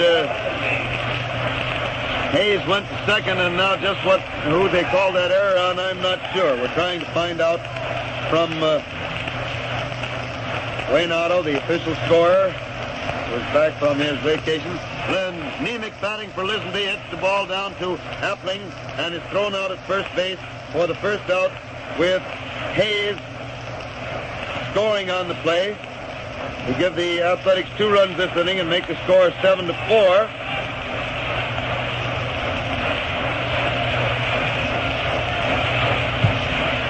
And the head of the batting order, Lou Finney, is at bat, taking the first pitch inside and low for ball 1. It dropped out of Sewell's glove, but he grabbed it fast. Then he hits the next one, a high fly coming down foul back at third base. Pyatt follows over there and makes the catch for the second out. And that makes it 2 out in the ninth inning. 2 out in the ninth inning for the Athletics, and Moses is at bat.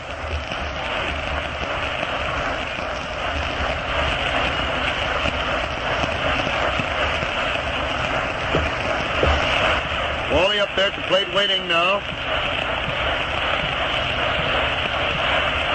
And the first pitch is high and inside for ball 1.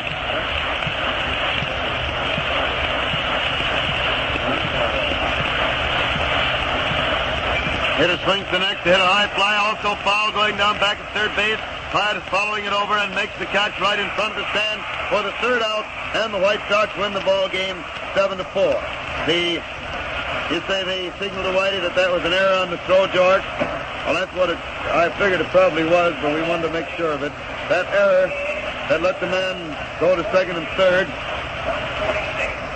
is given to the center fielder on the throw. Kreevich on his throw, and that's the way that was scored. Now in the ninth inning, the Athletics had 2 runs, 2 hits. There's 1 error and 1 man left on base. And the score is 7-4. White Sox making 7 runs, 13 hits, 1 error. They had 8 men left on the base. The Athletics had 4 runs, 9 hits, 2 errors. They had 7 men left on base. Time of the game, 1 hour and 45 minutes. The winning pitcher, Kennedy, and the losing pitcher, Rhodes. Summary again for the benefit of those who keep all those things in the scorebook and are checked with them. Technical scorebook. White Sox 7 runs, 13 hits, 1 error with 8 men left on base. The Athletics 4 runs, 9 hits, 2 errors, and 7 men left on base. Time of the game, 1 hour and 45 minutes. Winning pitcher Kennedy, losing pitcher Rhodes. Tomorrow is Ladies' Day, and the Boston Red Sox will be in town to open their 4-game series in 3 games. Single games on Friday and Saturday, and a doubleheader on Sunday, and the doubleheader, the first game as usual, starts at 1:30. We'll see you on a lot of those days, but if you're not out here, why, we hope to be talking to you. But that's all for now, and speaking for George as well as myself, Hal Totten bids you good afternoon from Comiskey Park, and we return to the studio. Bye now. Speaking to you from the studio, ladies and gentlemen, we bring you a summary of the other baseball games that have been played this afternoon. First in the National League, in New York, the Chicago White Sox. Snappier roadwork. It has the stamina, the quick getaway, the reserve of extra power and speed for the open stretches that make sluggish cars look like part of the scenery. Texaco Fire Chief is emergency-type gasoline. That means Fire Chief meets rigid federal specifications for emergency use. It's fast-firing, crowded with action. Fill up with a tank full of Fire Chief. Then try out your car. You'll find that in response to the same pressure on the accelerator to which you're accustomed, your car will step out faster, and that you'll get more enjoyable miles from each gallon. Reason enough why more tourists buy Texaco Fire Chief gasoline than any other single brand. Remember, when you get a filling of Fire Chief at the Texaco station near you, you'll be getting more for your money. So drive with Texaco and save. Your neighborhood Texaco service station has brought you this broadcast direct from Comiskey Park by permission of the Chicago White Sox and the Philadelphia Athletics to stimulate interest in our national game and in your own local team.